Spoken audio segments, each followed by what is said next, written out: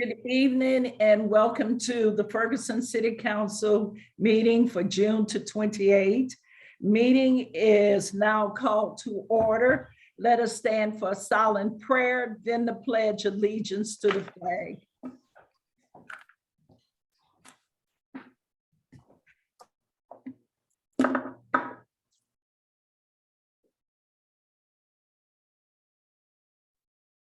Pledge allegiance. I pledge allegiance to the flag of the United States of America and to the republic for which it stands, one nation, under God, indivisible, and with liberty and justice for all. For all. Thank you. At this time, Clerk Pittman, could you please call the roll? Yes, Councilwoman Noah. Here. Councilman Palmer. Here. Councilwoman Burrow. Here. Councilwoman Robinette. Here. Councilwoman Lipka. Here. Councilwoman Nelson. Here. And Mayor Jones. Here. A quorum is present. At this time, we'll move to our public comments. Octavia, do we have anyone who sent in public comments and or public comments in the chat session? They have 3 minutes and I will give them a 40-second warning.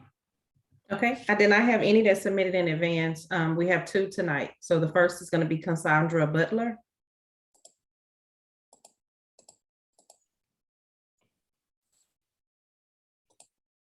Okay, thank you. So a lot to talk about, but little time. So I just want to briefly touch on, there's 2 things I would like to talk about, but one of them I'm just going to touch on and talk about it in the future. And the short one that I'm going to touch on now is, first of all, I just want to say I'm not just making comments often just to make comments. My comments are generally informed by my master's in business administration and a doctorate in political science that includes a study of public administration. So the first thing I wanted to touch on briefly is that last meeting, a councilwoman gave pretty good advice about entities staying in their lane. And I especially want to encourage the council to do that now. And in particular, I'm talking about with your interactions with the city manager. I know that a lot of bad habits could have been developed those 2 to 3 years where we had an interim city manager, but now we have a permanent city manager.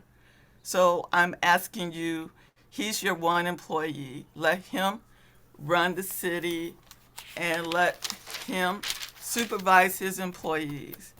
And as a group, not one by one individual. Manage your one employee. So the bigger part of the time I want to can pick up where I left off last time talking about conflict of interest. There was some discussion, a lot of discussion about conflict of interest, and it seems like there was some confusion that conflict of interest can be determined by whether there's an ordinance, if you're following the ordinance or not. Conflict of interest has nothing to do about whether you follow the ordinance or not. Conflict of interest is a conflict of interest. So, there's a couple approaches to look at conflict of interest, and the continuum is like spirit of the law versus the letter of the law. I think the highest order of avoiding conflict of interest is when you follow the spirit of the law. And the lowest level is when you say, it's not going against our ordinance. That's the lowest level of approaching conflict of interest. And I want to say, in a lot of ways, the consent decree happened because we followed the letter. 40 seconds. Thank you. Letter of the law. If you think about the way we were finding people and talking about our budget, we need more money, so let's go write more tickets. That was technically, or it appeared to be technically allowable, but it violated people's rights. It was not the spirit of the law. So I want to encourage, I know you have conflict of interest on the agenda tonight. I want to encourage you to have a higher level of thinking what we want for the city as far as conflict of interest. Thank you. Thank you, Ms. Butler. Next, I have Nick Kassoff.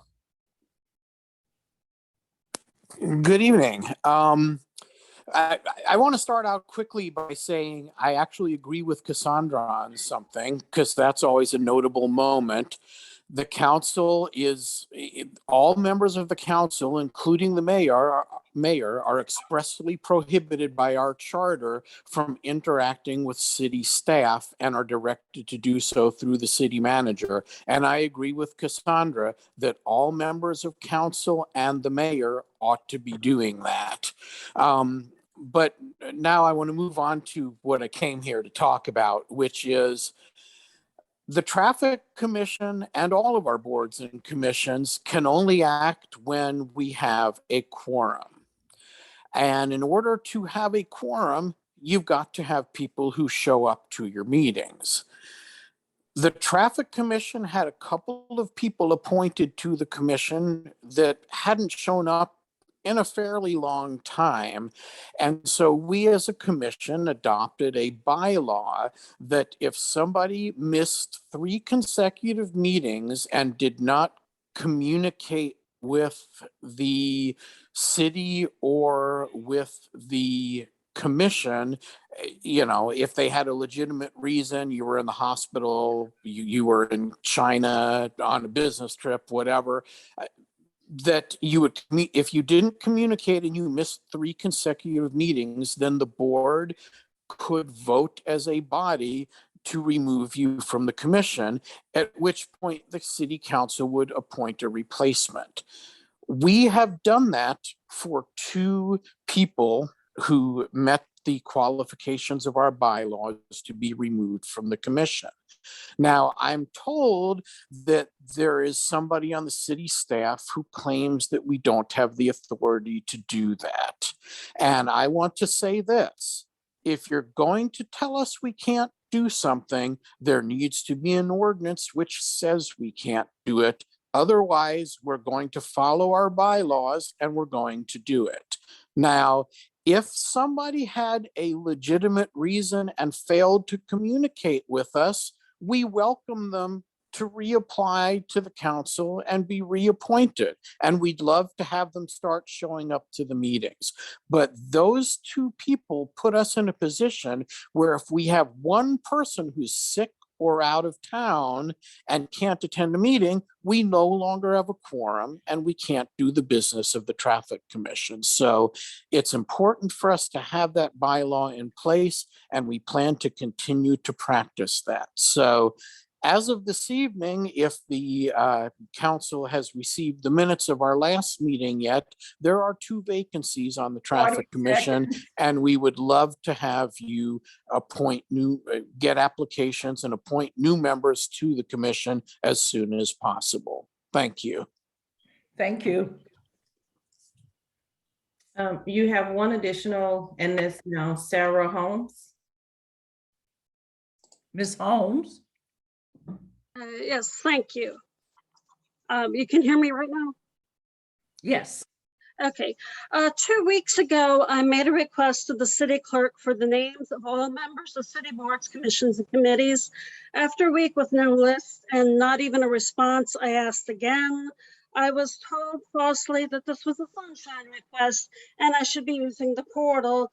I responded that no, this is open out public information. It should be easily as produced as a building permit form. Even if it were a sunshine request, there is no requirement to use the portal. This is a document that the clerk is responsible for updating, and in fact, it should have been updated quite recently. There was a scheduled banquet earlier this month, so that invitations were sent out. But now 2 weeks have passed and still no list of names of all the committees.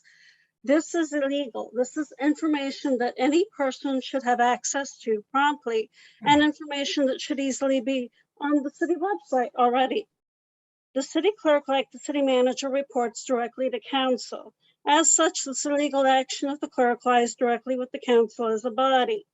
Unfortunately, this is not the only illegal action within the past year or two that has involved boards and commissions, and of which responsibility ultimately lies with the council as a body.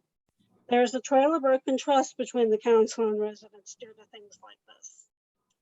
It was a bright spot in the last meeting to have action taken to remove the Charter Review Commission, whose inaugural meeting was held by the city's own attorney, fully knowing that one of the members who was present, voting and making motions could not legally serve on the commission. And this debacle followed another mayor's committee, which met numerous times illegally under state law, and whose current status has never been spoken of since. We need more action, more vigilance, and more transparency from the council as a body. And I do stress here the council as a body. Each individual member should be well aware that whether or not they directly participate in actions that violate city, state, or even federal laws, they are the governing body, responsible for taking action as a group anytime they become aware of problems, and most especially violations of any law of whatever level. At a minimum, we need a council that is willing to release all public information without delay, without obstruction, and without claim for payment, especially the 40 excessive seconds. payments that have been practiced by the city. We need a council who will not simply do the minimum, but seek to exceed expectations of transparency and provide access to all information without obstruction. Thank you. Thank you.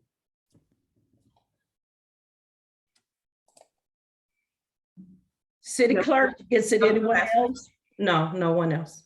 Okay, we now close the public comments. We move to the manager's report.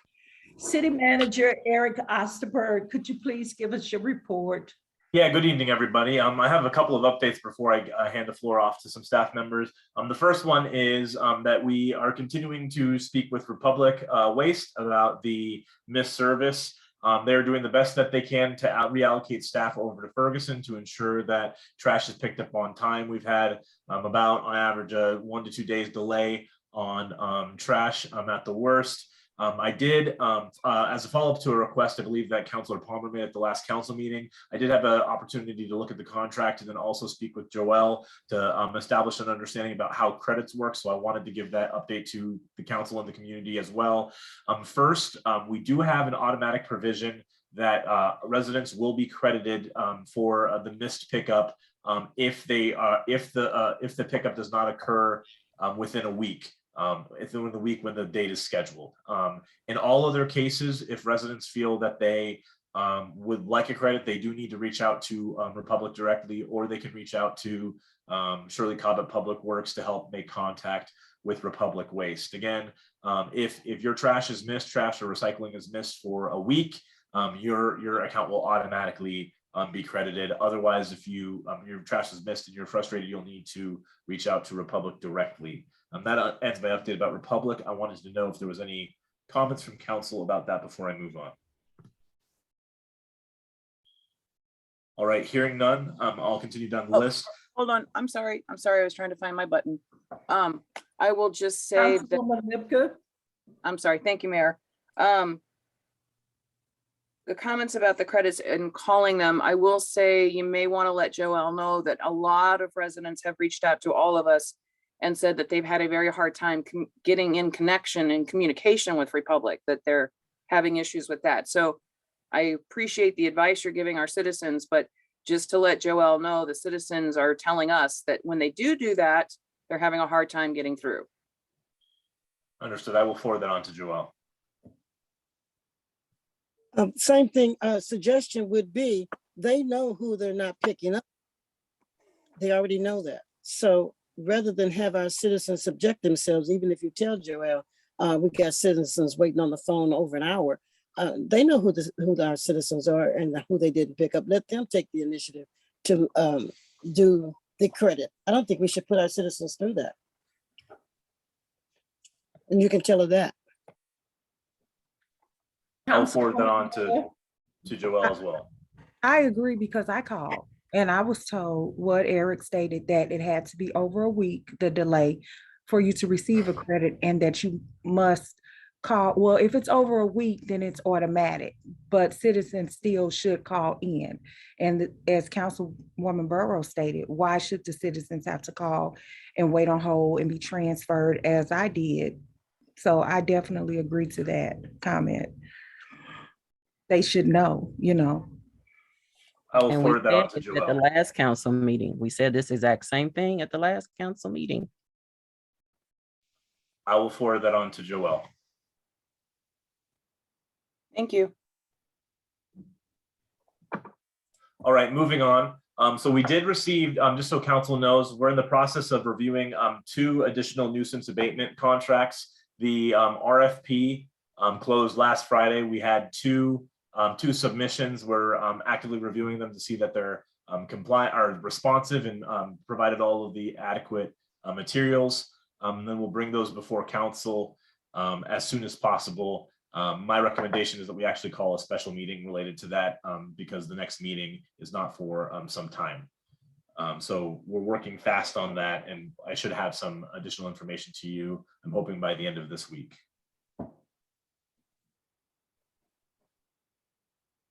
Okay, All right, hearing nothing, I'll proceed forward. The next update I have is that we do have 5 consent decree coordinator position submissions. So we will begin reviewing those applications.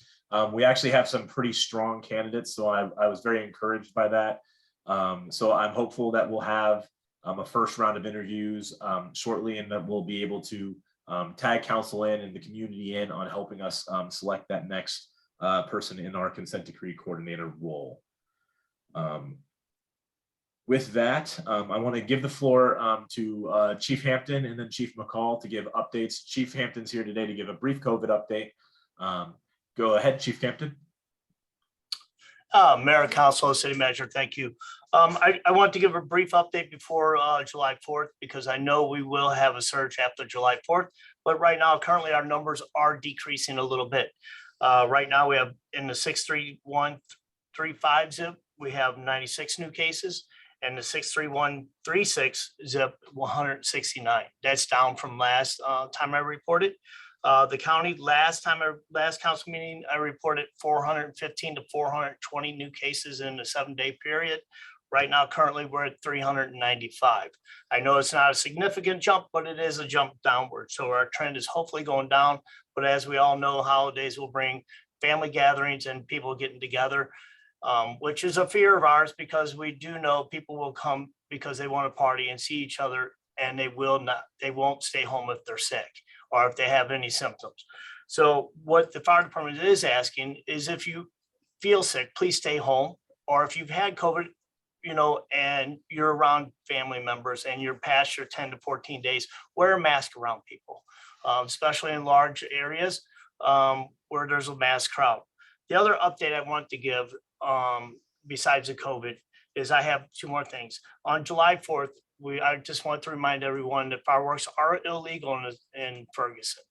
Last year we had numerous injuries. The worst being an actual hand blown off during the parade, not in the parade, but in the city limits, which we had to get out of the parade and go to that EMS call. We ran over 70 calls last year in just one day. This year, with it being over a holiday weekend, including Monday, we fear a lot of calls. Naturally, we're going to probably have some house fires. We will probably have some dumpster fires. But we are ready, and we will have extra manpower up for the increased call volume that we're going to have. But please remember, fireworks are illegal. Sparklers burn at a very high rate. I believe it's at 1,200 degrees. And that's what we're giving to our youngest kids. Those will burn you. Those are severe burns. Okay. And like I said, we don't want to see nobody injured.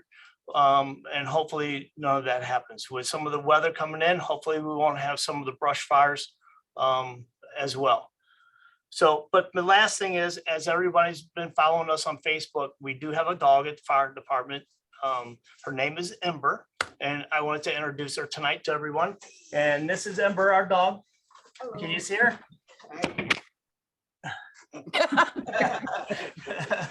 Hello. And this is Justin Thornton and John Yee. They, on my crew, have taken real active role with the dog. She is beautiful. She's very good with us when we come back from some of the bad calls. She's there like nobody else could be. So we'd like to welcome Ember. What was the other name that was up for vote? Fergie and Nozzle. You should make one of those her middle name. I like Fergie, her middle I name. think the official it's Ember Ferguson. So we kind of Yeah. did a little. So Ember Ferguson to get everyone happy because Yeah. those were Yeah, I agree with that. Good Yes. name. Yeah, Yep. and I believe what we're gonna do is I met with the lady today, and we're gonna do actually a dog corner on our Facebook page. And it will be giving out dog tips, as Ember, giving them out to the residents. That'll be awesome. Thank You you. should reach out to Budweiser. They might give you some extra goodies for her. Hopefully they give us some goodies. No. Yeah. Listen, I'm buddies with Karina. Karina gives out plenty of goodies, so I'll be bringing you some. All right, sounds good. Thank you. Chief Mhm. Hampton, quick question. Yes. Behind you on the wall, I've got citizens texting me. Is that supposed to be a smiley face, like the two things and then the axe? And is that two eyes and a mouth? Where am I at? They're two helmets. Oh, no, they're two helmets here. You see it now? Is that better? Oh, okay. It's just a sign that says, never question the chief's judgment. Of course, I get questioned all the time, so. But that's the nature of business, right? So, Right. does anyone have any questions for me? We have Councilwoman Robinette. So I just want to say it was fun that you put the name game out there, and like that's such a team building thing to name like this dog.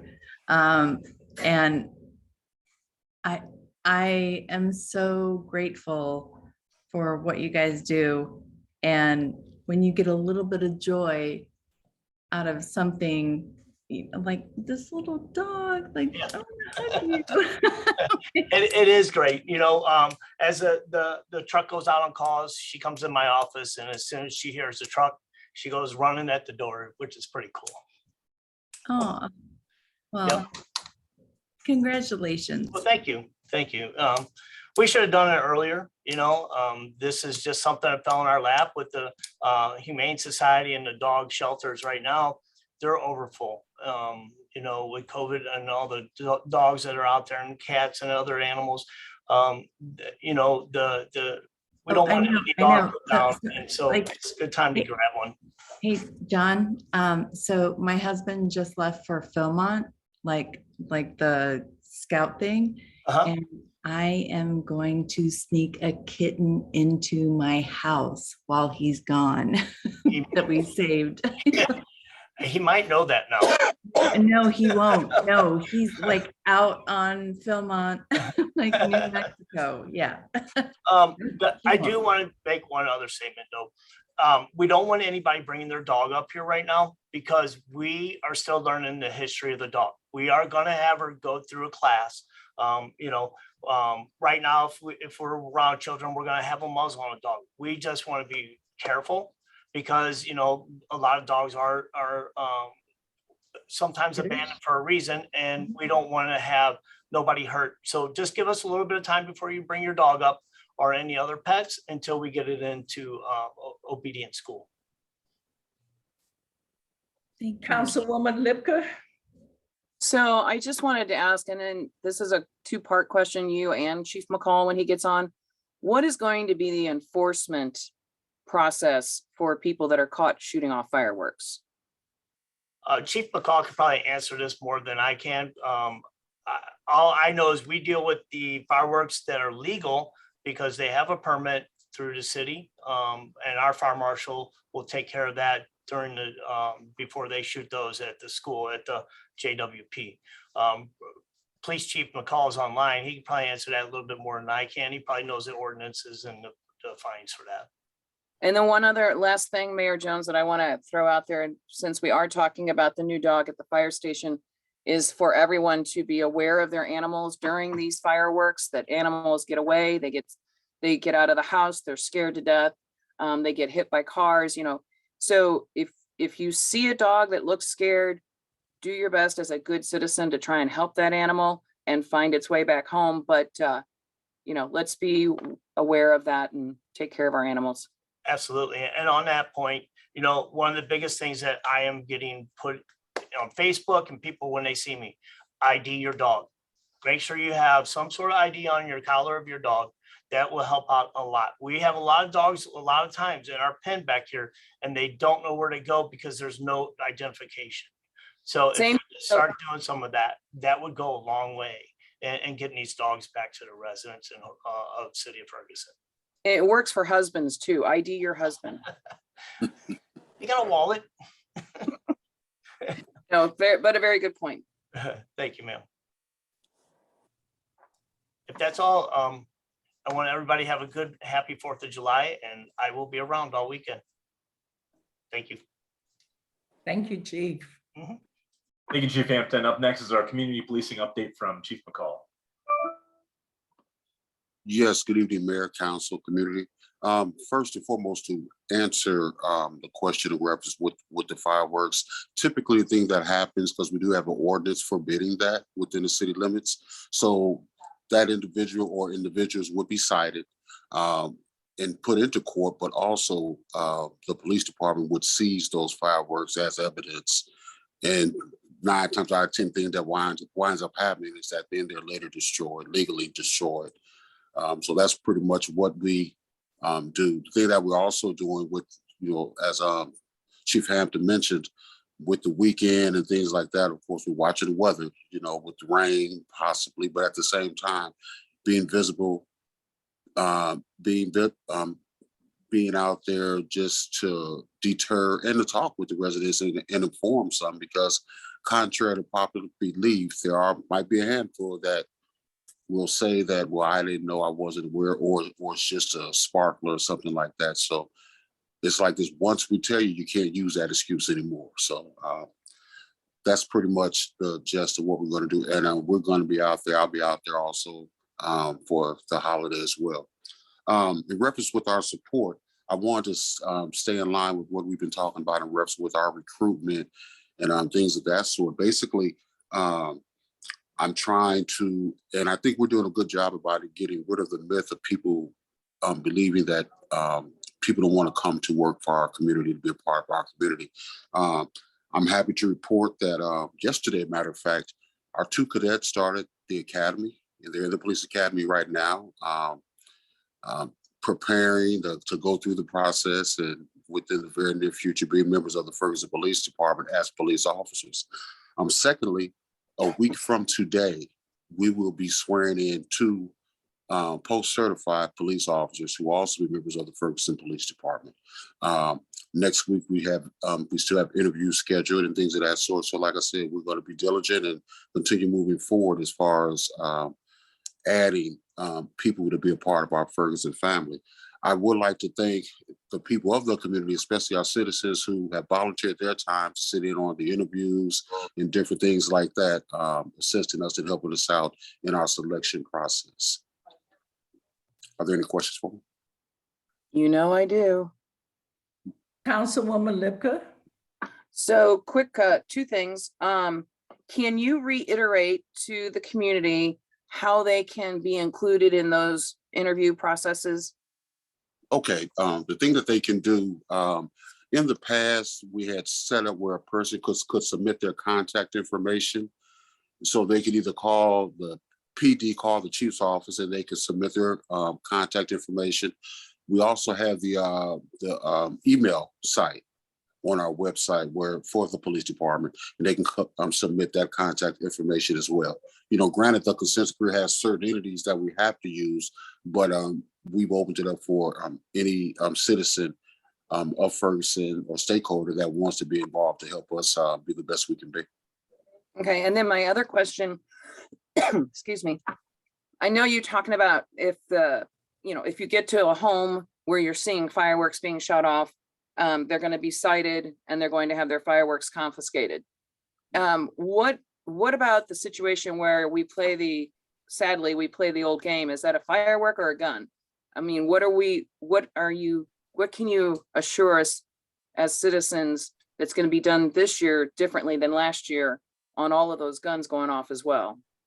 Well, the thing of it is, first and foremost, we're responding to everything because people might have an assumption that they're only hearing that is fireworks, things like that. We're not there. We don't know this. That citizen is hearing the gunfire and or firework.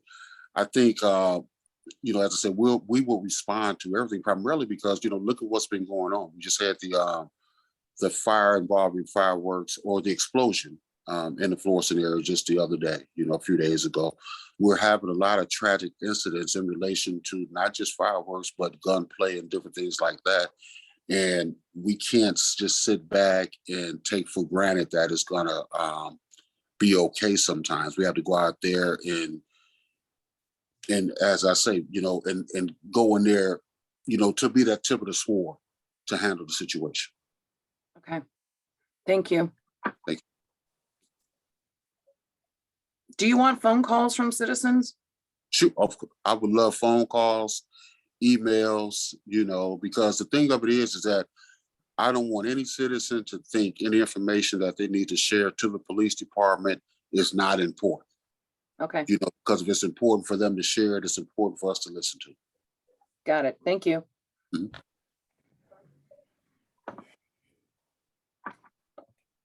Anyone else has questions for the chief?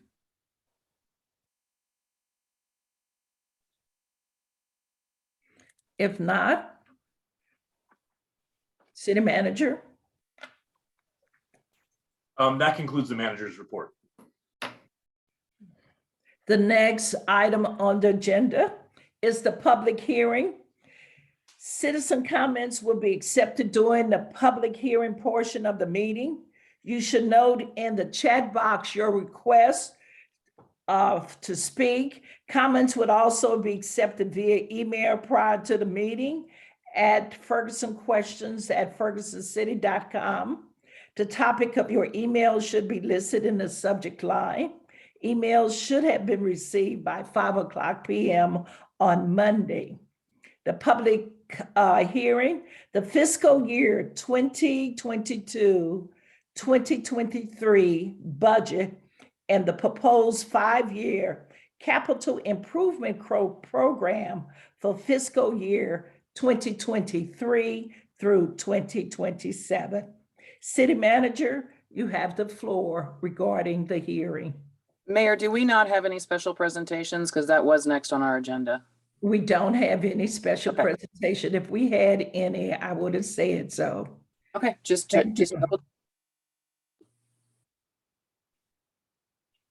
Yeah, so let me pull up the budget for everybody.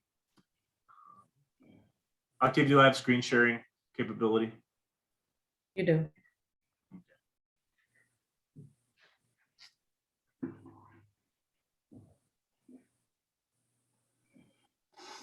Excuse me, I'm just looking for my sheet.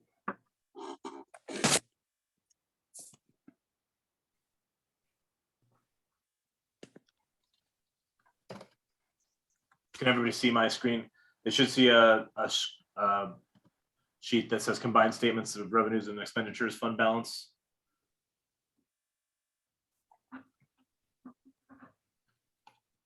Correct? Can everybody see? Yes. Okay. Good evening, Mayor, City Council, members of the public. I have a brief update of the budget. First off, I just want to say thank you to City Council and staff members. We spent a lot, many hours the past couple of months bringing together this budget. We were without a finance director too. So it was quite the task to get this all together. So I'm very, very happy and pleased that we're finally at today looking at the passage of the budget. Kind of in short, looking at our total revenues and expenditures, our revenues are coming in at projected revenues for next year at about $23,936,000. We're looking at a total expenditures of $25.8 million. After other financing sources, additional revenues, we're looking at a hit to our fund balance of $1,080,000. As I kind of explained to council and explained to the public at the last meeting, we had $1.4 million in the reserve from last year from the CARES Act. So we're dipping into those funds to for this next year to pursue an additional, a greater capital budget than we have in previous years. We were very careful not to raise salaries too much this year to outpace additional revenues too far, because we were concerned that, once the American Rescue Plan Act dollars dissipate over the next couple of years, we want to make sure that we don't have to be put in a situation where we're having to cut positions. One of the things that I opened the budget process with this year, City Council and the public at the first meeting, was the idea that moving forward, what I hope to accomplish as your city manager is moving from a line-based budgeting model to a performance or a program-based budgeting model.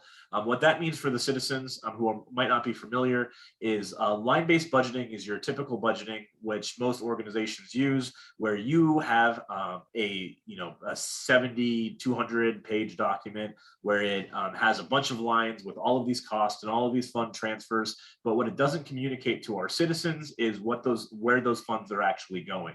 So it's my hope that next year, once we get a strategic plan up and running, identify some council goals, and then tie programs to achieve those goals, that next year what you'll be seeing is, in addition to the line item accounting side of the budget, we will be providing a breakdown of all of the programs and the services that are being funded by the city budget, in addition to some performance measurements for some of those key programs that are linked to city council and the community's goals for their community. So just kind of going over some of the things that I think that we all should be excited for this next year that are funded out of the budget. First, the city of Ferguson will be doing a pilot sidewalk program. We're looking to figure out how to deal with some of the sidewalks, especially as it pertains to the trees that are uprooting sidewalks throughout our neighborhood. So we budgeted $50,000 for that.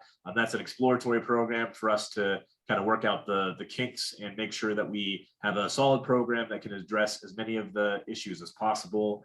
On ARPA, we have a couple of exciting things for ARPA. We allocated monies to look into getting additional streetlights for our community. There's a number of neighborhoods that have not had streetlights for some time now. So we're working with Ameren, who's provided a list of GPS locations for us to be able to see where we have existing streetlights and then where we can put additional streetlights where there's not coverage. I think another thing that we have heard from our community during our ARPA outreach was the need for vacant housing, an accelerated demolition schedule to deal with a lot of our vacant housing. I felt now is a good time also to address a concern that I've heard from our community about what the status on the city funding directly nonprofits. We had to make the decision this year that we didn't have the funding necessary to use ARPA funding directly to fund not-for-profits or other community groups. However, that being said, we do have an opportunity coming up that nonprofits in the city will be eligible for at the county level. So St. Louis County will be looking at using additional ARPA funds and additional allotment of ARPA funds to do a grant process. So effectively what it is it's another round of ARPA funding. It's just a competitive process where we're pursuing grants. So the city would encourage those people who made submissions to us to look to St. Louis County, who has the applications going live, I believe July 18th. We will post information about that, and we will give information about that to City Council, as I intend to have staff put together a proposal to pursue grants for additional funding for vacant housing and sidewalk programs. So with that, that's kind of just a brief overview of the budget. I will now give the floor to City Council to see if there was any questions remaining from our long process this year.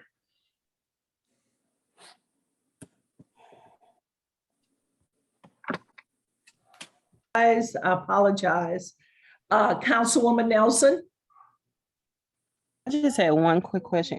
Eric, are we able to receive a list of what has been spent regarding ARPA funds thus far?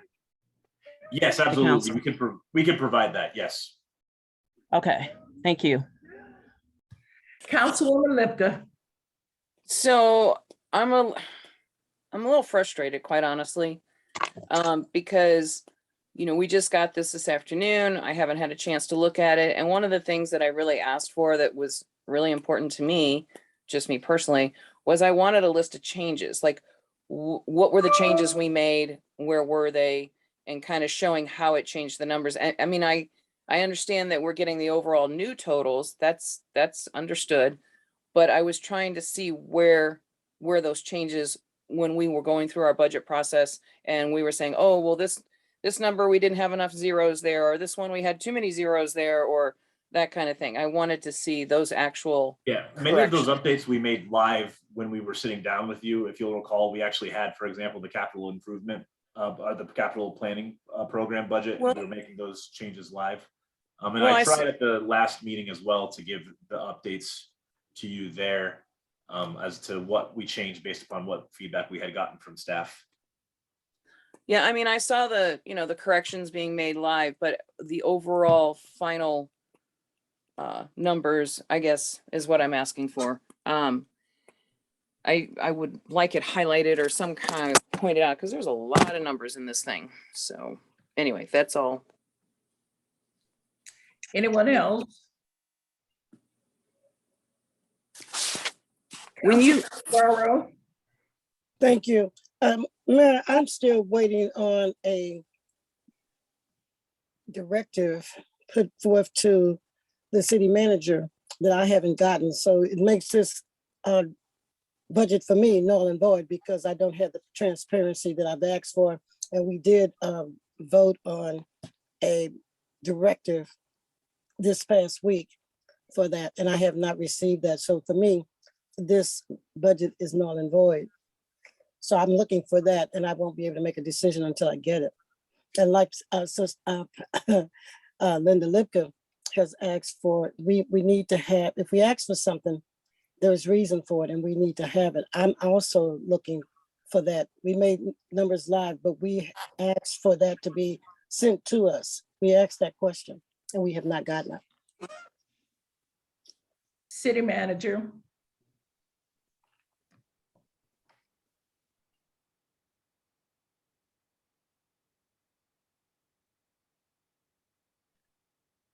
Yeah, so to the best of my ability, what I can do is I can provide a change log of the changes that we captured from City Council. Most of what we changed was just things that we caught in the meeting minutes. The rest were things that we were changing from just notes that we were writing. But yeah, we could provide that.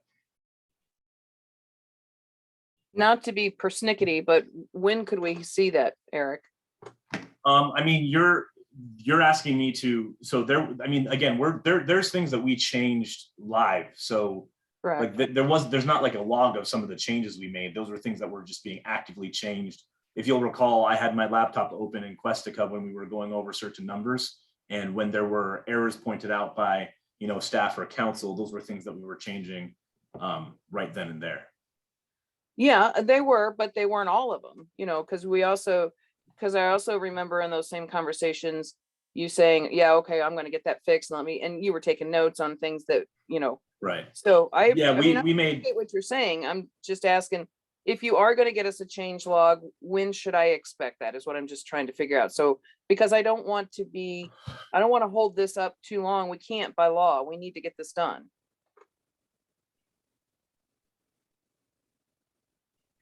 I will do the best of my ability to get it to you as soon as possible. Okay. Mayor, I do want to remind everyone that there is a deadline to this budget. June the 30th. I'm sorry, I didn't hear you. It's June the 30th. Yes, ma'am.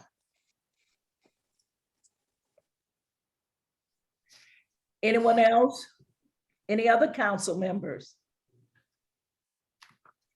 Councilman Palmer. Question I have is, what are the results of not having a budget approved by June 30th? If the budget is not approved by June the 30th, we will have to govern the city of the previous budget, which is the 21-22 budget. Okay.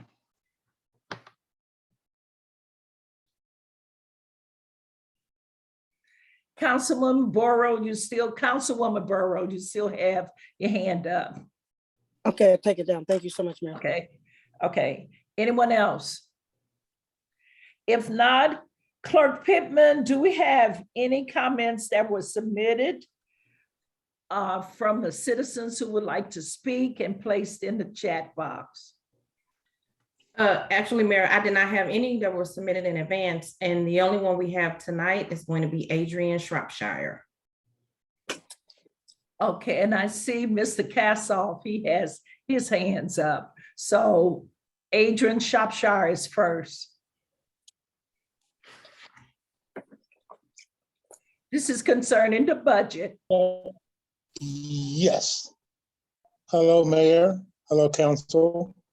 I'm speaking this evening on behalf of a longstanding nonprofit that's been in Ferguson since 2014. We asked for the small amount, and not just for me, I want to speak for all the nonprofits. We are the backbone of a city. When you get with St. Louis County, it's a different ballgame. It's a wide open grant process, and everybody all around North County's in it. I thought the city takes care of their nonprofits. If you have to cut what we asked for, I'm asking you, Mr. City Manager, to reconsider, and council to reconsider our nonprofits, and we will more than anything else. Thank you. Thank you, Mr. Adrian. Octavia? We do have, you want to call Nick Kassoff and then Cassandra. Okay, Nick Kassoff. Yes, I just had a quick follow-up question about the possibility of missing the deadline. Does that mean that you have to just follow last year until we pass a new one? Or does that mean that last year's is adopted and you're stuck with it for the whole year if we don't make it by the 30th? If I'm correct, it's the budget for the whole year. Oh, wow. Okay. Okay, Miss Cassandra Butler. Okay, yeah, that would be good to have the lawyer talk about that. I just want to say that this meeting is June 28th, and so we know that you only have 2 days left. And so I just want to say I think that our city manager did a fantastic job being city manager and being director of finance for the last couple months. And so I think he's had a huge burden on his doing both jobs. And so I just want the council to think about that when they say, yeah, but I wanted it this way. I think everybody has to give a little when we are short-staffed, and to ask for those kind of dots. I understand you might want it that way, but I also understand it's June 28th. And so you have to make trade-offs. But I do want to recognize the work that the city manager did, doing city management work and doing director of finance work. And I just want to acknowledge that. Thank you. Thank you. Okay, Mayor, Aaron Reed. Aaron?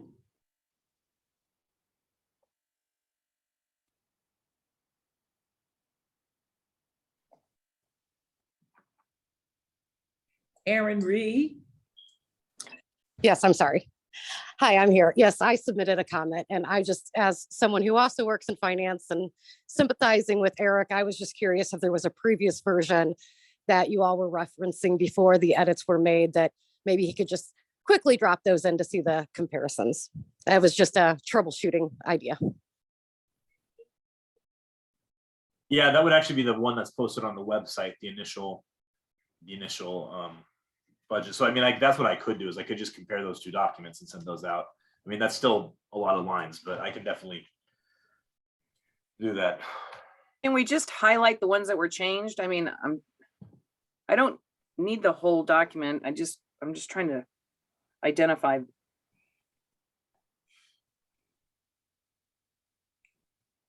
Okay, Councilman Palmer. Well, that was my first budget, obviously being seated on council. And I know that we have been having a city manager who's been kind of acting as finance director. Mr. Osterberg, do you think that next year, having a finance director, that we will be better prepared? Or do we need to kind of maybe look at changing our budget timeline to allowing more time earlier? As much as I hate meetings, I hate also having to adopt something that I just got, So something that's been in my back pocket, I'm glad you actually asked that. In my opinion, the most efficient municipal organizations have biennial budgets where they're passing budgets for 2 years.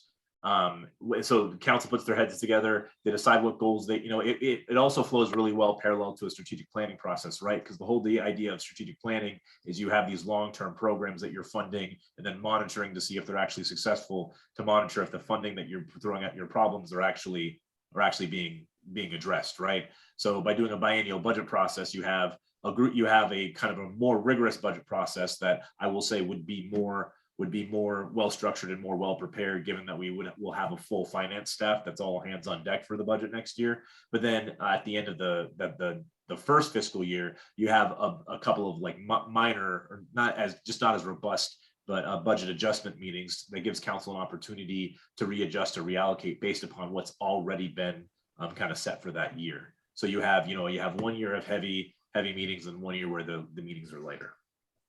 Yeah, I see what you're saying, because in municipal government, every strategy is usually 12 plus months. Any kind of initiative that we're trying to solve, whether it's roads, housing, parks, it's all long-term planning, similar to our CIP. That's like a 5-year.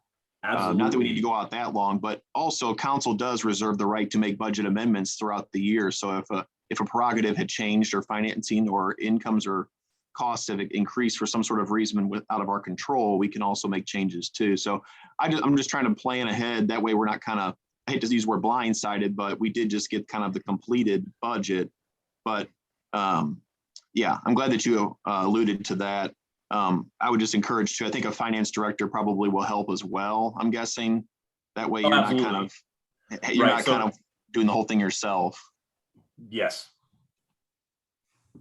Thank you. Councilwoman Burrow, then Councilwoman Lipka. Thank you, Mayor.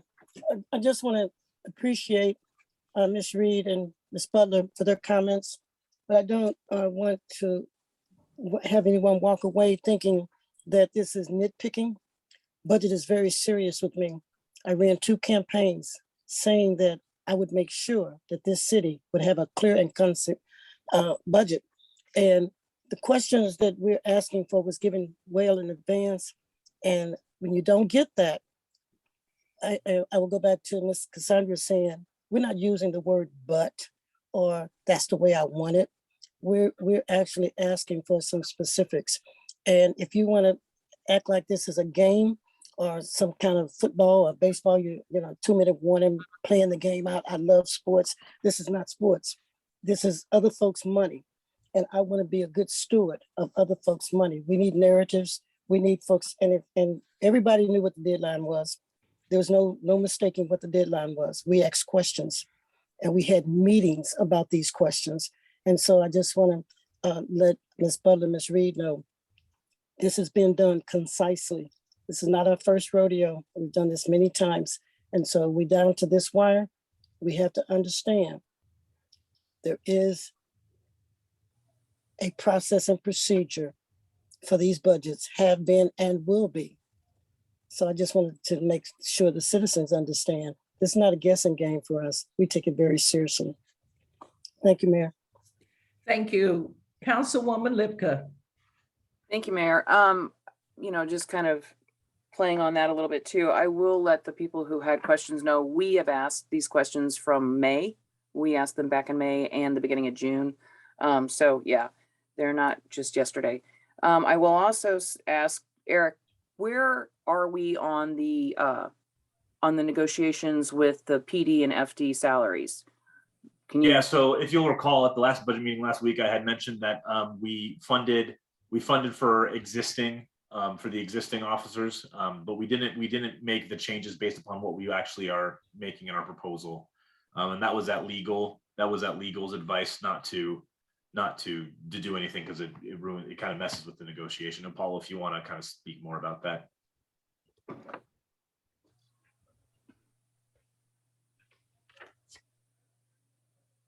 Is Apollo here? Yes, he's here. He's muted. There we go. Can you repeat your question? Now, Apollo, I had just said that I had mentioned that at the last meeting, I had mentioned that we didn't change the police budget based upon what we were proposing to the union because those proposals hadn't been accepted by the union yet. So we're already in a situation where, once negotiations conclude, we're going to have to come before council and have a budget amendment made to align with whatever the proposals from the city that are accepted or look like.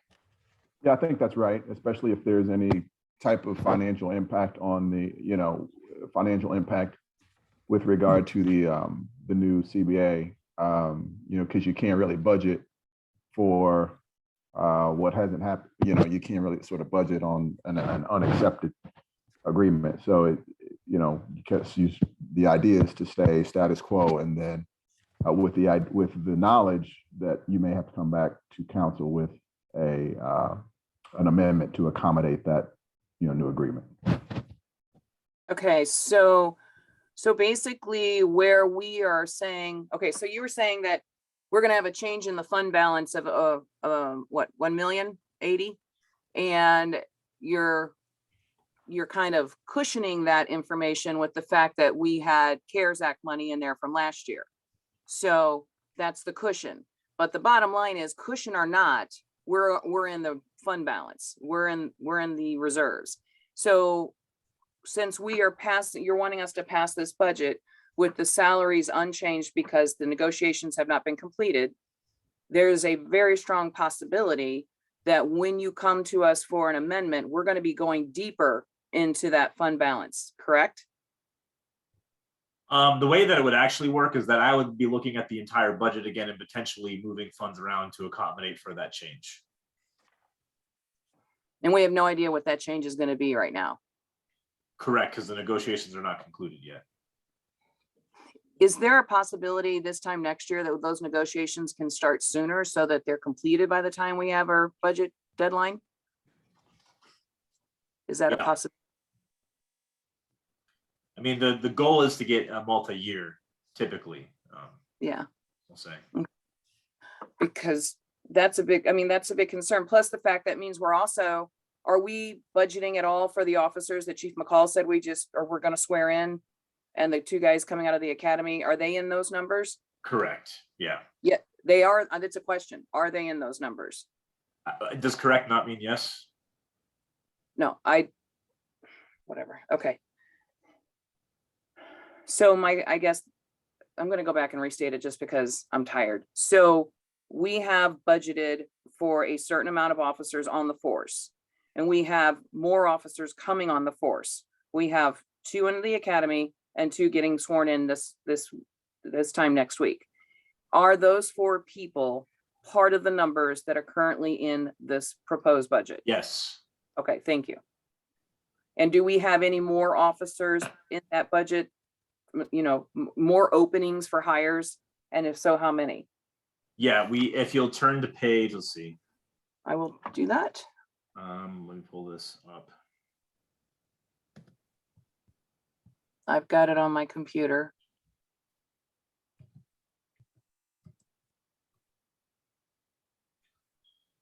Eric, could you share it on the screen for the rest of the council to see? It is page 25. Okay. We have 26 officers, 4 sergeants, 2 lieutenants, 3 captains, the assistant position, police chief, and the police chief. And then then we also, in addition to that, we have the department secretary, evidence technicians, the records clerk, and then the dispatchers as well. Okay, so, okay, police chief. Eric, could you share it on the screen, please? Yeah, let me see if I can get this back up.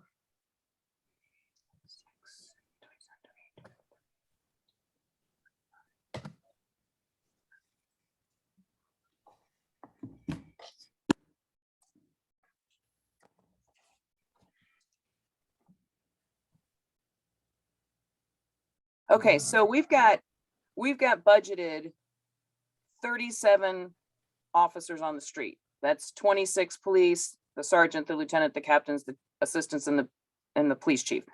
So we got 26, 30, 31, 32, 33, 34, 35, 30, yeah, 37. And then we have 7 part-time dispatchers and 4 full-time dispatchers. So we used to be a city that ran at 54 officers. We've also talked about going to, we've been trying to get to 44, 45. Help me out, other council members. What was our number? It was in the 40s. My question is, are we budgeting to meet those goals, or are we budgeting just to pay what we've got on staff? So no, so it's an increase, but remember at the previous budget meetings, we talked about with the union negotiations, what we're trying to accomplish is raising the rates that we have in police officers for our police officers, because we want to bring additional officers in by raising the entry level, but then we're also looking at trying to retain at the same time. So that's forthcoming with the negotiations. So that's what's complicated with having a budget having a budget passed when we're still in negotiations with PD, is that because we haven't concluded the negotiations, we don't have what we're the proposal that I discussed with council in closed session for purposes of the negotiations. Okay, so I get that. I get that we're still negotiating. I get that we are wanting to get our current officers at a higher level, bring in officers at a better starting pay. I'm following you correctly so far. Yeah. Okay, but my question is, Chief McCall is out there recruiting himself to death. Okay, he's trying to get officers on. We've got 4 coming on board, which would put us at what, 41? What is our goal for this year, for this budget year? What is our goal for the number of officers that we want to have on staff by the end of 2023? So I'm in a little bit of a tricky situation because I can't disclose the union negotiations. These are I things. don't want to know about the union negotiation. I want to know, in terms of us as a council and us as a staff of city, what is our goal? Mayor Jones, what do you want our goal to be in terms of how many officers we have? Are we as a council wanting to see a department of 45? Are we wanting to see a department of 50? Are we wanting to see a department of 54 where we used to be a long time ago? What do we feel is our goal? And are we budgeted for that? So Mayor, I'm asking you for some help too. Chief McCall, from the consent decree, the number had been reduced from 54 to 47. And then they budget again for 41. Is that not correct? The consent decree, when I got here, we were allocated 54 commissioned police officers. Every year since I've been here, other than last year, it had gone down by 2 officers per year. This budget, the current budget, it was brought up, I believe, to 47 officers. Because it went down to 45, then brought back up to 47. So this budget that you submitted to Eric, you're budgeting for 47 officers? The budget that was submitted, the city manager and I were still in negotiations with the union, and one of the topics was in reference with our staffing, be it if that and structure and things of that sort. So really, am I getting it? What I'm getting, and I want to make sure I'm getting this correctly. You guys can't give me a number right now until we have a financial number from the union, because that dollar amount is going to determine how many we can afford in the future in terms of human beings. Correct, yes. So especially because the union, like there's two things that we're trying to accomplish with the negotiations, which are both important for, building back up our police department. The first one is bringing in the raising the starting rate to encourage more people to be more attractive and more competitive. But then also it's a balancing act with also retaining and saying we value the officers who are already here. Okay. Well, I personally am going to be on the record that I would like to see us have 47 officers on there, and I'd like to see our budget worked in that manner. And I'm really conflicted in terms of passing this tonight, but you're going to have to make budget. You're going to have to move things around, Eric. Mayor Jones, my hand is still up. Yeah, I know. Councilwoman Burrow. Going on record is a good thing, because I would not approve this budget. And I hope that all that are involved in listening understands that every question, especially when you're asking that we have all questions that have a number behind it, be answered. We need narratives. If you ask for a narrative and you are the governing body, constituents put us here for a reason. And so we're here to make sure that we are making the biggest bang for the buck, and that all questions when we asked are being answered. And especially when we ask for something in writing, and we ask and we go to the council and we put it in writing, and we're making laws about it and process and procedures about these questions, then we won't have to hear moving forward next year when time allows, because these things, we had time to get these answers, and we have. So I want to put it on record, this budget is not ready to be approved because we have questions that we don't have answers to. Thank you, Mayor. Thank you. Anyone else? City Clerk, anyone else in the chat box would like to speak from the community? No, ma'am. Any other council people? At this time, I'll close the public hearing, and we'll move to the consent agenda. The city council meeting minutes, we don't have any. The boards and commission meeting minutes, we don't have any. We have appointments, we have reappointments. Mayor, I thought we had traffic commission minutes. I don't have any. Octavia, do we have any? I do not have traffic on this agenda. She does not have any traffic on this agenda. Hold on just a minute.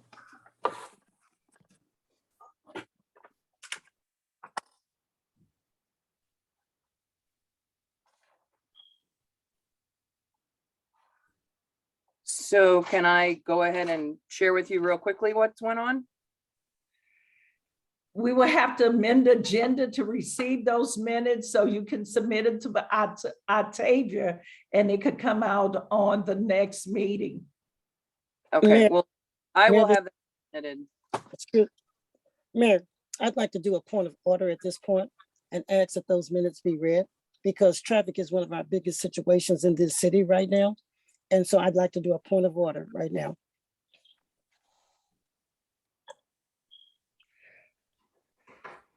Clerk Pittman, are you ready to receive these minutes, or I think they should go to the next meeting? Because Clerk Pittman has not had a chance to, Mayor, if she wants to do the minutes, she's gonna have to read them in their entirety for them to be accepted by you guys. But if she, what I thought she was saying that she wanted to do was just kind of give a quick overview of things happening, not that she wanted the minutes to be received. Is that correct, Councilwoman Lipka? Actually, I can do either. I have the minutes from the May 17th in front of me. I can read them in completion, or I have some notes that I can update. But I think going with what you said, I can read these in completion and then make sure that you have a copy of them. if you read them in its entirety, then we'll be able to accept them. Okay. Well, I'm capable of doing that if you will give me the floor. You have the floor. Okay. Thank you. This is from May 17th, 2022. Due to the COVID pandemic, the Traffic Commission open meeting on May 17th, 2022, 7 p.m. was conducted virtually via Zoom. Roll call: Sarah Fletcher present, Terry Fouché present, Dr. Sheila Powell Walker present, Nick Kassoff present, Natasha Swan present. A quorum was declared. Absent were Charles Watson and Michael Harris. Also present were Councilwoman Linda Lipka, Recording Secretary Shaquan Brown, and Ferguson Police Lieutenant Tim Harris. The commission read the minutes of March 24th and April 28th. No question or alterations were proposed. For the minutes, a vote to approve the minutes was postponed until Chairman Kassoff was present. Unfinished business. Mr. Fouché expressed his concern in the lack of one-on-one meeting with Public Works Director Donald Boyce. Mr. Fouché inquired. Traffic Commission meeting minutes. Lieutenant Harris addressed the commission's inquiries into plans for broader traffic law enforcement and concerns on the lack of speeding enforcement measures. Lieutenant Tim Harris asserted that the FPD has made a total of 1,620 since January 1st, 2022. Lieutenant Tim Harris cited the presence of police vehicles in noteworthy speeding areas as a current measure of speeding traffic control. Mr. Fouché reaffirmed Chairman Kassoff's recommendation for the Traffic Commission to use data collection equipment to track speeding violations. Mr. Fouché asserted that the commission would then turn this data over to FPD. Councilwoman Lipka inquired on the effectiveness of the new street camera technology in comparison to the proposed usage of the flock camera system. Councilwoman Lipka asserted the usage of both street camera systems would be greatly beneficial for data collection. Lieutenant Harris stated that Chief McCall will use him as FPD's liaison for the Traffic Commission. Lieutenant Harris stated that the traffic law enforcement is implementing through verbal and written warnings and summons. Officers can write up to 2 summons without supervisor permission per consent decree. Further, tickets, summons can be issued with the permission of a supervisor. Lieutenant Harris cited safety issues that arose during the implementation of certain traffic measures, i.e. barricades. The commission discussed the lack of traffic enforcement near school zones. Lieutenant Harris encouraged greater community involvement to counteract speeding in those zones. Lieutenant Harris discussed the fatalities on the problem streets within the city limits. Chairman Kassoff asserted that the Traffic Commission must discuss the implementation of raised crosswalks. Chairman Kassoff motioned for a vote to support the implementation of a roundabout on Chambers Road. 4-0, unanimous votes in favor, motion passed. The commission discussed the logistics of the Traffic Commission Community Engagement Town Hall. Public comment, none apply, NA. Adjournment, Ms. Sarah Fletcher, motion to adjourn at approximately 8:25 p.m., seconded by Ms. Tasha Swan. Chairman Kassoff adjourned the Traffic Commission open session meeting at approximately 8:26 by Nick Kassoff, Traffic Commission Chairman. That would be the minutes. What date do you have on those minutes? June? Mayor, that is May 17th, 2022. Okay, thank you.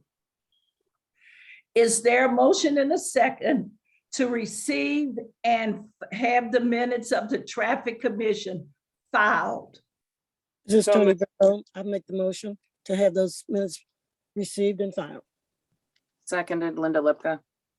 All in favor? Aye. Aye. Any opposed? Ayes have it. We moved to appointments. We are having our reappointments of our citizens to board and commissions. And at this time, if I mispronounce your name, please forgive me. We will start with reappointment of Jerry Knowles to the CRB, and it's a council appointment. We need a motion and a second. Tony Barrow, I make the motion to receive Jerry Knowles to the CRB. Second, Heather Robinette. Are you ready to vote? All in favor? Aye. Any opposed? Ayes have it. The motion carries. We have the farmer's market. We have Christopher Jarigi. Okay, thank you. Christopher Jaregi, Kathleen Norker, Deborah Rice Carter, Sandra Hunter, Tim Lawson, Vet Von Buren, and Stephanie Becker. Tony Barrow, I move that we receive that entire list for the farmer's market. Second, Heather Robinette. Are you ready to vote? All in favor? Aye. Any opposed? Ayes have it. For the Ferguson Special Business District, we have Dr. Alice Heron. It's a council. Mayor, what are you reading from? Is it in our notes, in our packet? I don't have it. No. You actually have it in two separate spots in your packet. It was one attached to what was sent out, and it's also attached to, you received the link to the boards and commissions packet, and it's the very last document on that link. Okay. What? I'm trying to see. So, okay, so I'm looking at the agenda, Octavia, for today, and there's two charts that look like spreadsheets of people on here. Is that what I'm supposed to be reading from? Yeah, that's what you're reading from. Okay. Let me see if I can pull it up, Mayor, and then maybe I can share my screen so they can see it as you go. If you want to give me just 1 second. Take your time.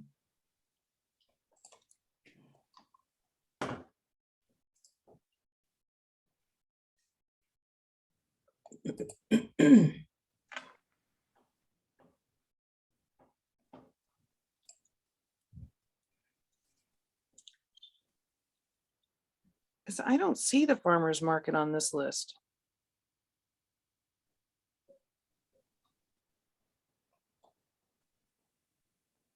It's not FYAB, is it? No, it's going to be FFM.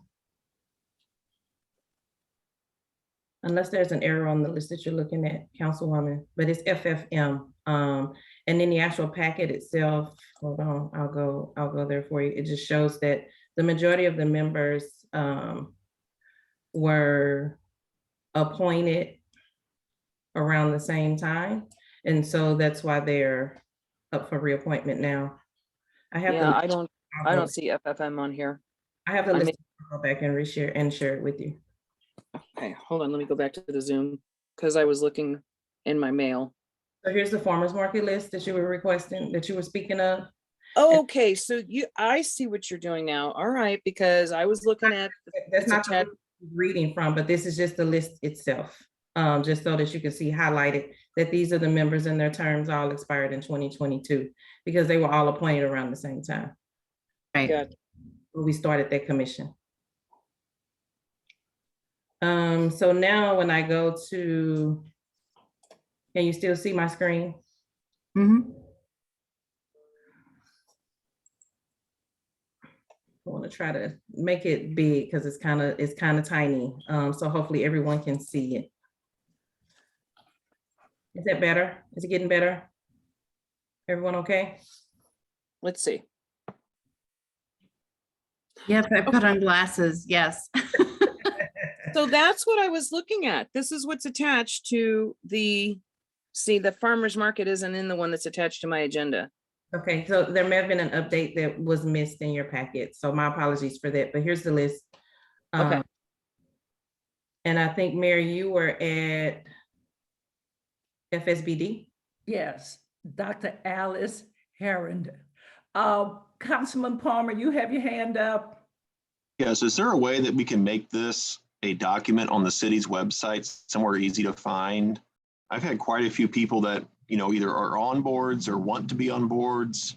And it's been kind of a ordeal trying to figure out where vacancies are, when vacancies are up, different appointments. This is a very helpful document. Can this be posted like somewhere easily found on the website, and maybe even a link put on the city's main homepage? Hey, join a board or commission, because I feel like it's like a broken record playing. We're always talking about how we need to fill boards and commissions, and we just kind of talk about it, don't get too far. But this would be a good document to have readily available and always being changed as needed. So is that a possibility to have that on the website? We can look at putting up there. The list that we currently put up there is just a list that actually talks about the vacancies. But it's one of those things that's forever moving. I can show you. Right. Yeah, just as much information as we can have for each, if it's an appointment by the mayor or by the council, the term, and kind of maybe a brief description of what the board or commission does, So now that's going to be different from what this is, because that doesn't include all of that. But what we currently put up there is a list like this one. Okay. And this one, as it was just recently updated. So this one isn't out there because it was just recently updated, as you can see. But this is currently what we post on the website. But that we can take a look at including the complete list. Okay. Yeah, and even something as simple as like a lot of times we're fielding applications and then getting them to the council person or to the clerk or whoever. If there was just a way to click on a link and have a PDF fillable, application where we want to make it easy for someone to serve, not, 7 different people involved with getting the application to the council, to the clerk. If we could have a PDF fillable document and use technology to our advantage, that way when someone says, hey, I'm interested in serving, you can say, hey, check out this link on the city's website. They can see what's available, what's open, what the brief description of what that group does, and then, hey, apply here, and they can click on a link and then apply with the 2-page application form. That's just my 2 cents. Sure, we can work at that. Thank you. So I'm trying to find it here, but I don't understand why Ms. Herndon is coming up as needing to be reappointed. We just did her recently. We did, and we reappointed her to an expiring term. Okay, I gotcha. So I got it. I appreciate that. Thank you. Is there a motion in a second? For what? For FSBD, Dr. Alice Herndon. So moved, Linda Lipka.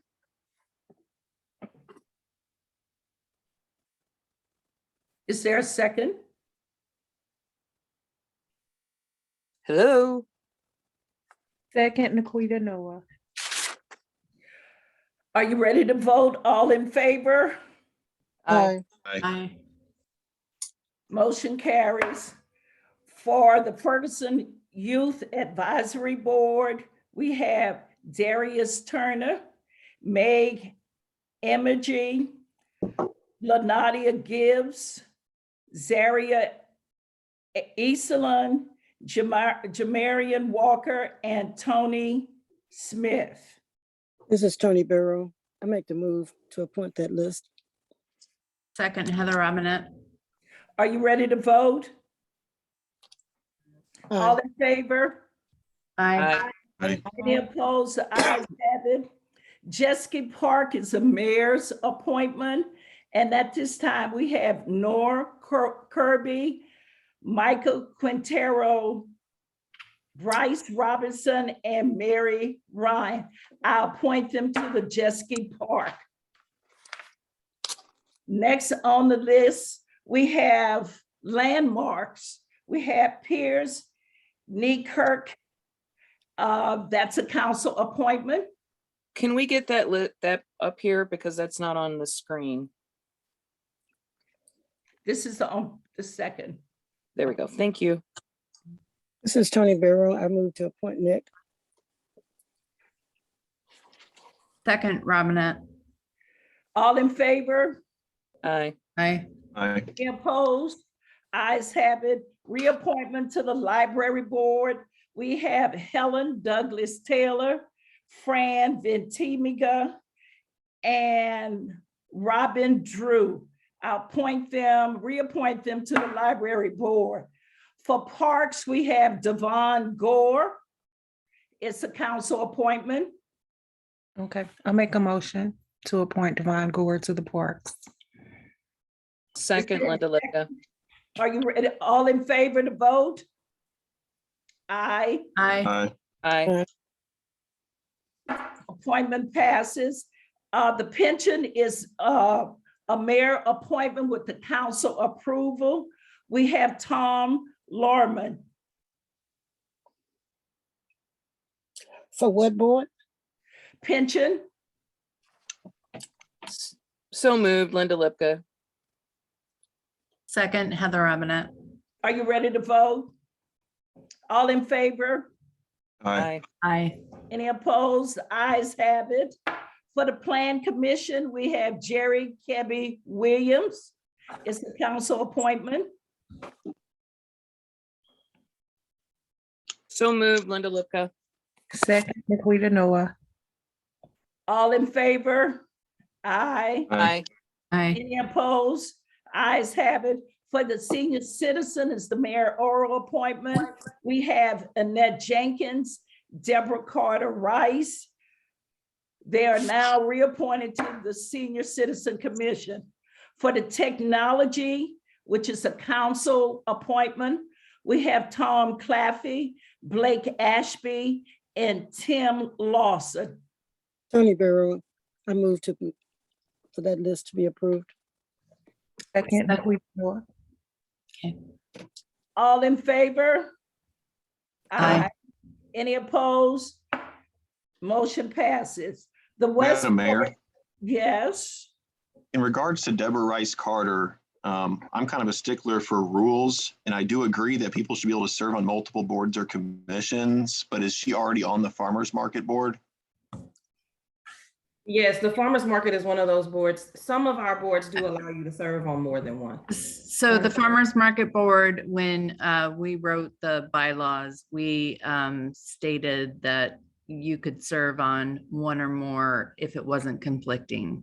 Okay, thank you for clarification. I'd like to see that in the future for all boards, but that's a discussion for another time. Thank you. Yep. Thank you. For the West Florissant Advisory Board, we have Adrian Shropshire. I'm appointing Adrian Shropshire to the West Florissant Advisory Board with the council approval. Is there a motion in a second? So moved, Linda Lipka. Phaedra Second. Nelson, second. Are you ready to vote? All in favor? Aye. Aye. Aye. Any opposed? The ayes have it. At this time,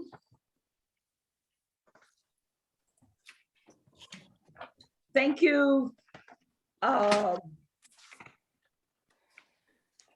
Clerk Pittman, for putting it on the screen for everyone to watch. At this time, we'll have our request for liquor license. For liquor license approval, we have none. For annual liquor license approval, Clerk Pittman. Yes, so our liquor licenses expire in the city of Ferguson on June 30th of each year. And so the following we are presenting for approval. We presented a few of them at the last meeting, and we have some others this time that have met all of the qualifications. And today that's going to be Emerson Electric and Walgreens. For approval. Yes. I request a motion in a second to approve the liquor license for Emerson and Walgreens. Tony Barrow, so approved. Nikita Noah, second. Are you ready to vote? All in favor? Aye. Aye. Any opposed? Ayes have it. Those liquor licenses are approved. Clerk Pittman, do we have any other liquor license? Yes, so I explained to the council that we have a number of them that are pending right now. So there's going to be 19 to 20 licenses that are currently pending. And in the past, you've noted that you were not interested in offering conditional approvals. And that's because that list was growing larger and larger each year, I do believe, if I recall correctly. And so now this year, that number includes, we have 17, I believe, that have not either completely met the inspection requirements or have not completely met the requirements of an updated business license. And business license expire April the 30th. So we send out notices for liquor license. So we do not have, let me also clarify, and I think I've clarified this in the past, we do not have a process for renewal. What we have is a reapplication process each year, and that's the way that the code was designed. And so when those individuals come in, they go through the process again each year. Again, in the past, there has been some times where you have offered conditional approvals to some of the businesses that would allow them an additional 60 days, 60 to 90 days at your choosing to complete the rest of the requirements. But again, this was something that it was my understanding that you all did not want to undergo this year or in the future. And so I just wanted to make that announcement to you that we do have a number of liquor establishments that are going to expire June 30th. Councilwoman Lipka, you had your hand up, and Councilwoman Noor. So two things, Mayor. I did not want to interrupt this conversation right now, but I do need to go back to appointments when this conversation is over. So I would like to make that request. And then also, my concern is the quantity of licenses that have not been properly vetted to this point, like they should be. And I don't mean vetted in terms of Octavia, I'm saying them turning in their paperwork. So maybe that's the wrong choice of words. So I don't mean to interrupt you, but I just want to clarify that it's not turning in their paperwork. Okay, If they have not either met the inspection requirements. And one of the things is when you apply for a liquor license, our code enforcers, they go out and they are required to do an exterior inspection. And they are, the establishment is required to pass that inspection. They go out the first time. If they do not pass, they give them a list of things that they are required to do. They'll go out the second time to check to see if it has been done, if it has not, or if they think it's been done and they go back out and if they still have not met the compliance, then they still, are left with the non-approval. And that's kind of where we are with many of these. The other thing is the business license. Again, like I stated, the business license process ends each establishment in the city of Ferguson, selling liquor or not, is required to have a business license. Some of these individuals have not completed or have not updated their business license after April 30th. And, we can't issue a liquor license if they do not have a business license to operate. So is there any possibility of us separating those two? Like, if it's a matter of an inspection, we give them a conditional. If it's a matter of them not turning in or not updating their business license, I don't want to give somebody a pending or a conditional approval to sell liquor if they haven't updated their business license, because to me, that's a very dangerous road to walk down.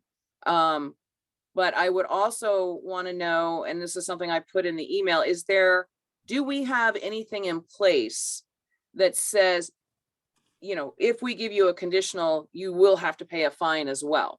I mean, do we have a fine process or a citation process that is in part of this? And if there isn't, that would be something, Eric, I think we need to look at in an ordinance or something that, when you get to the point where you're going to be needing conditional approval, you're going to pay a fine for that service because it's pushing everything out and it's putting more work on our staff. That's a change we have to make because at present we do not have any late fee assessments. Okay, so we need to make an ordinance about that, hopefully. And then I would ask, is it possible or is it prudent, in your opinion, to separate the list in terms of people who need a additional inspection in time and people who have not updated their business license? Is it prudent, and would it be possible to separate those two and do conditional on one and not on the other? That's going to be at the council's discretion. Then I put it on the floor for discussion. Okay. Councilwoman Noor, your hand is up. Yes, Mayor, Clerk Octavia, can you name the establishments, the 17, or do you have a screen share that you can share with us? That's not necessary. It, Clerk Octavia? I mean, that's up to the council. I know the establishment. If the council wants me to name the establishments, I can.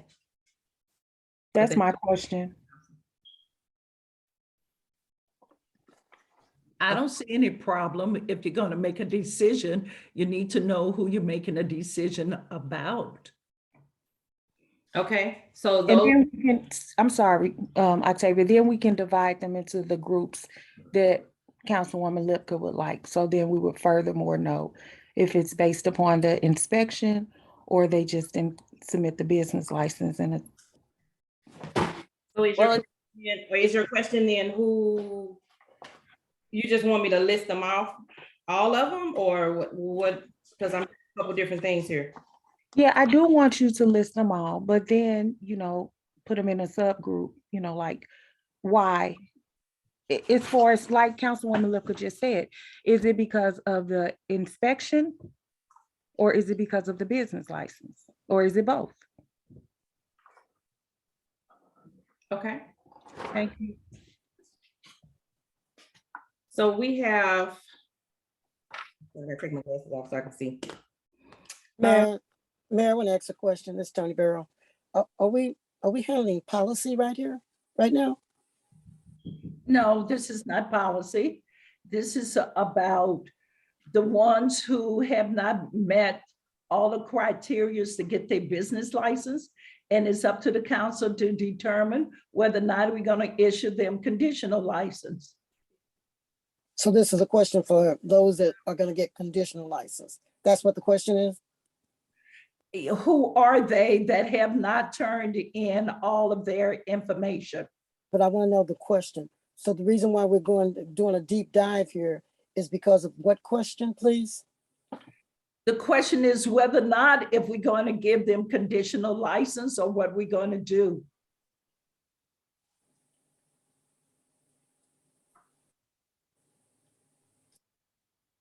So this is about.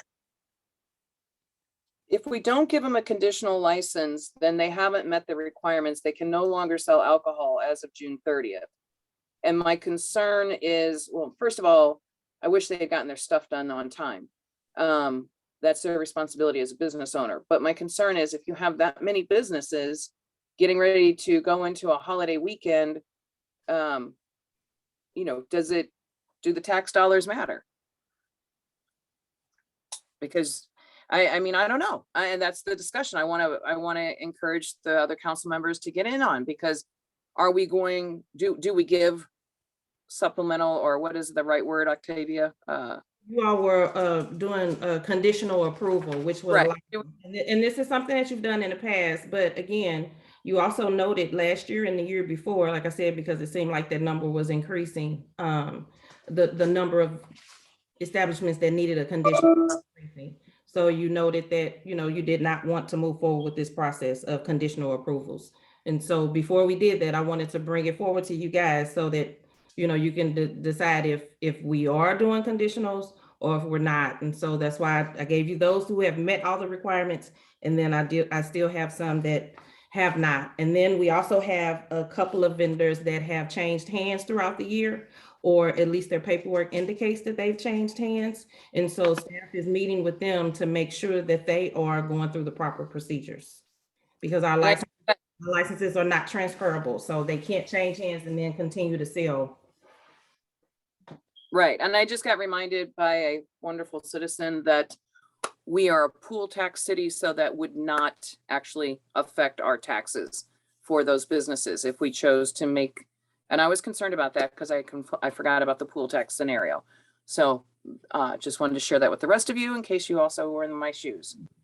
Well, we point of sales and pool tax. Right. So I'd say whenever you're ready, I'm listening.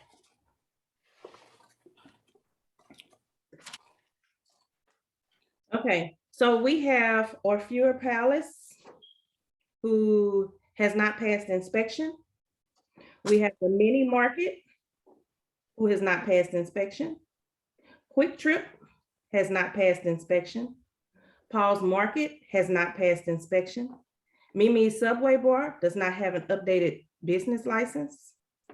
The Ferguson Amico does not have either. Morello Convenience, hold on. Lost it, I'm sorry.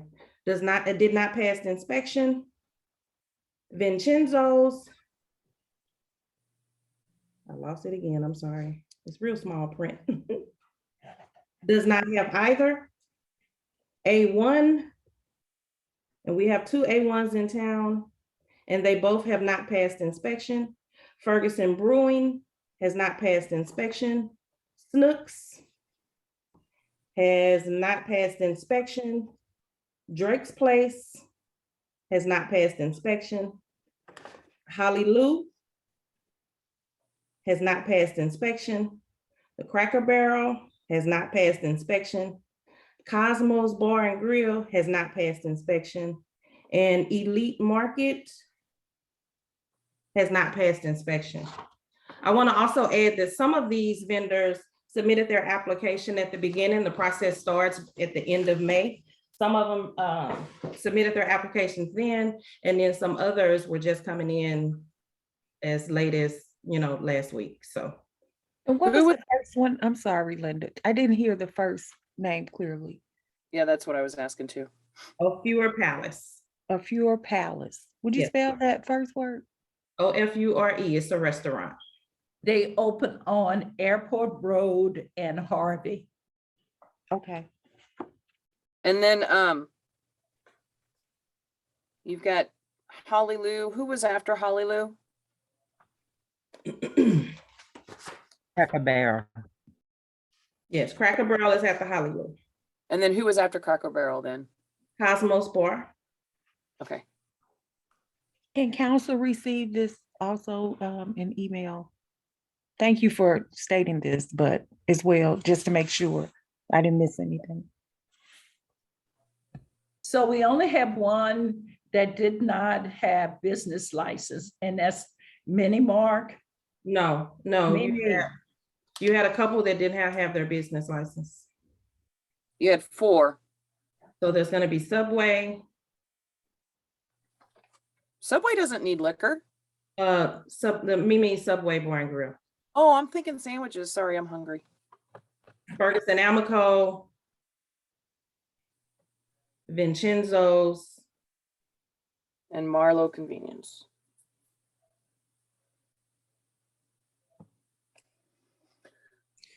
No, Morello Convenience has their business license. They just did not pass inspection. Oh, okay. This is an extensive list. Councilman Palmer.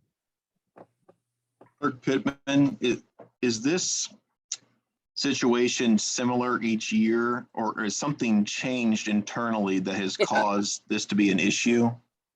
No, this is something that we have each year that, come to end. And that's why I separate the list. So at the first of the month, I give you those that are completed. And at the end of the month, trying to give them, the rest of the time to try to get everything done.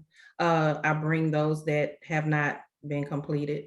But this is the first time we're having such an in-depth conversation, and it's simply because I didn't want to make the decision on my own not to bring them forward. But I felt like I needed to at least notify you guys and make sure that I was clear on the direction from you all, that you did no longer want to go with conditional approvals. My next question would be, I know for quite some time, we were very short-staffed in our inspections department. Is any of this being held up because we don't have appointments for inspectors?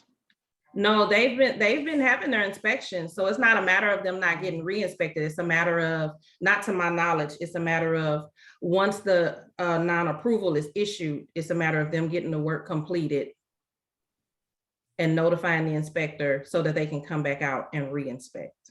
Okay. In full disclosure, I've done this about 8 times.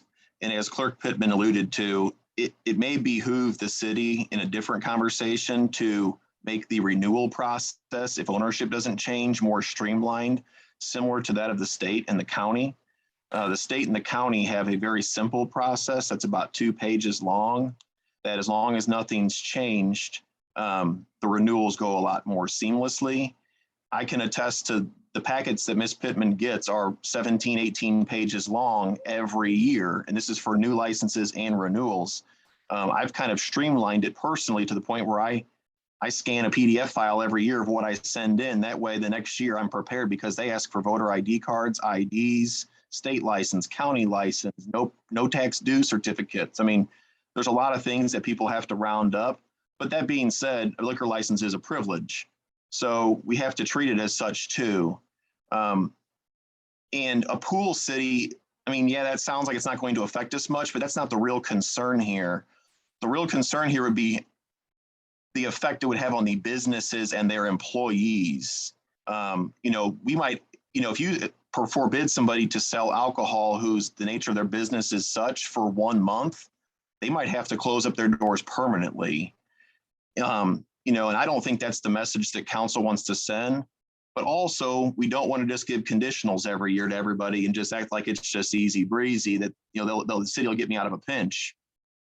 I'm inclined to make a motion that are we indeed going to have another meeting, Mr. Osterberg, in regards to grass cutting? Are we going to have 1 meeting or 2 in July? Do you know? What I would say is that we probably should have a special meeting for the purpose of bringing the grass contracts in front of you. So my suggestion would be we make a motion to not necessarily give a conditional approval. My suggestion would be to extend the 2021-2022 license until the day after this special meeting to do the grass cutting fines. And then also make sure that code enforcement has open appointments to work with these businesses to get their re-inspections completed. So I don't want to see them go a whole month, but if we're going to meet in 2 weeks, maybe we give them 2 weeks. And then at that point, hey, you can't sell liquor anymore. So I'd like to make a motion to extend the current licenses for 2021, 2022 till the day after that meeting that we're going to likely have. So I would second that. the only problem I have with that is, and I guess that's a question that I would have to ask. I would, look to Apollo, is the fact that we don't have a set date that we're extending it to. Right. Something that would be better that we just extend it to our July meeting, our July regular meeting, that will give them the entire month to get everything done. And then I can bring back to you those that have not completed. And that way we know we have a set date in mind. Even a better time motion. Yes, that is. And Clark Pittman, you did say there were some that have overturned some. They're in different names, or so I had passed over to somebody else, I don't know. Yeah, so I have 2 applications. Well, we'll say 3 applications that have some changes in ownership that is now prompting a deeper review. Okay. So would those be excluded from this motion that Mike and I have approved? Yes. Okay. Yes, because I'm not looking to approve them, because those that they haven't gone through the process. So if they are coming in now, if they've changed ownership, now they have to go through, we have to make sure that the process is different for them. We have to make sure that they have occupancy, business license, and all the rest of that. And those are some steps that have already, that the other establishments have already gone through. So it's not necessary for them to go through that this year. Okay, thank you. Mike, can you withdraw your motion and restate it with the July meeting date in it? Because Octavia says it's better for them to have it at the next meeting instead of the special meeting. And Octavia, what is the next meeting date? Officially? The next meeting date is July 26th. Okay. Can you just change the date, Ellen, instead of restating the verbiage is correct, the language is correct, it's just a date. Can we just change the date? There's 2 ways we could skin this cat. We could either do that, go with July 27th, or we could, before we make this motion, we could determine a date for our special meeting. That's correct.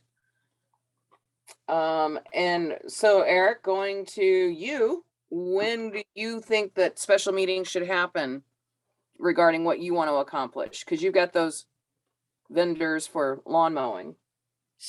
Correct. Yeah, I would say, sorry. So are we changing, let me ask you a question. So are we changing our schedule for council meetings, one meeting in July, one meeting in August? Again, another year doing this? Is that what you? We always have one meeting in July and one meeting in August. That's what I just said. But That's what I they're just- talking about a special meeting And that that's will what- make two Ella, in Ella, here's what I'm asking the question. Here is my question. We have, for the past 3 years, said we're having one meeting in July and one meeting in August. Every year for the past 3 years, we have been changing that. We talked about this last year, about adding meetings. We might as well not do it. We might as well say, oh, we're gonna throw that out the window because every year we keep doing this. There is no relief.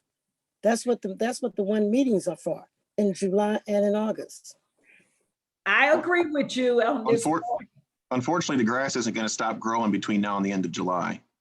I already know that, Mike. This is not being sarcastic. We got that. I'm talking about this meetings that we're having and we said we're not gonna do. That's Ms. something to Oxford. consider.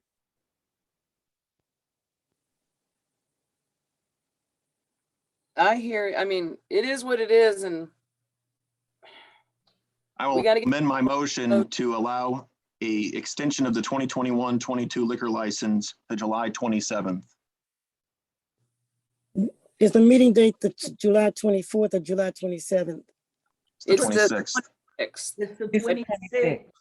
Octavia, what is the meeting date in July, please? July 26th. July 26th? Uh-huh.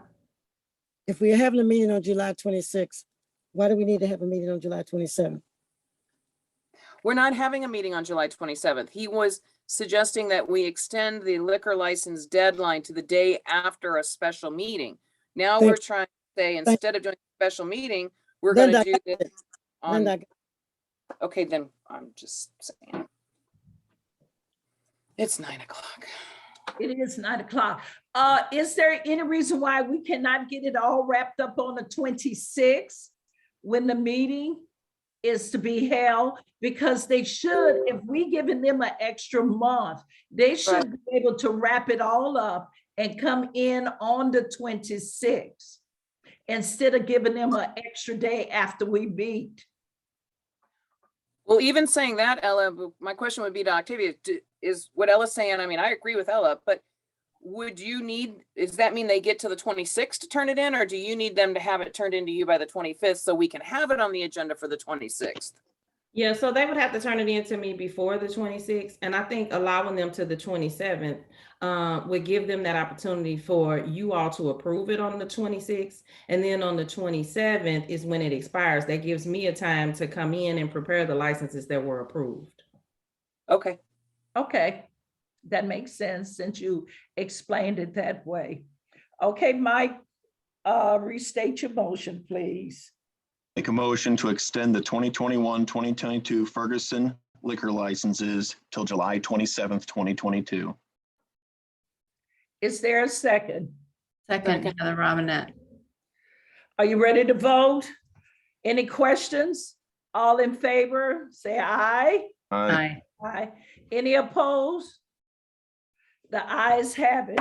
The liquor license have been extended to July the 27th. So Mayor, I do want to request to go back to the appointments.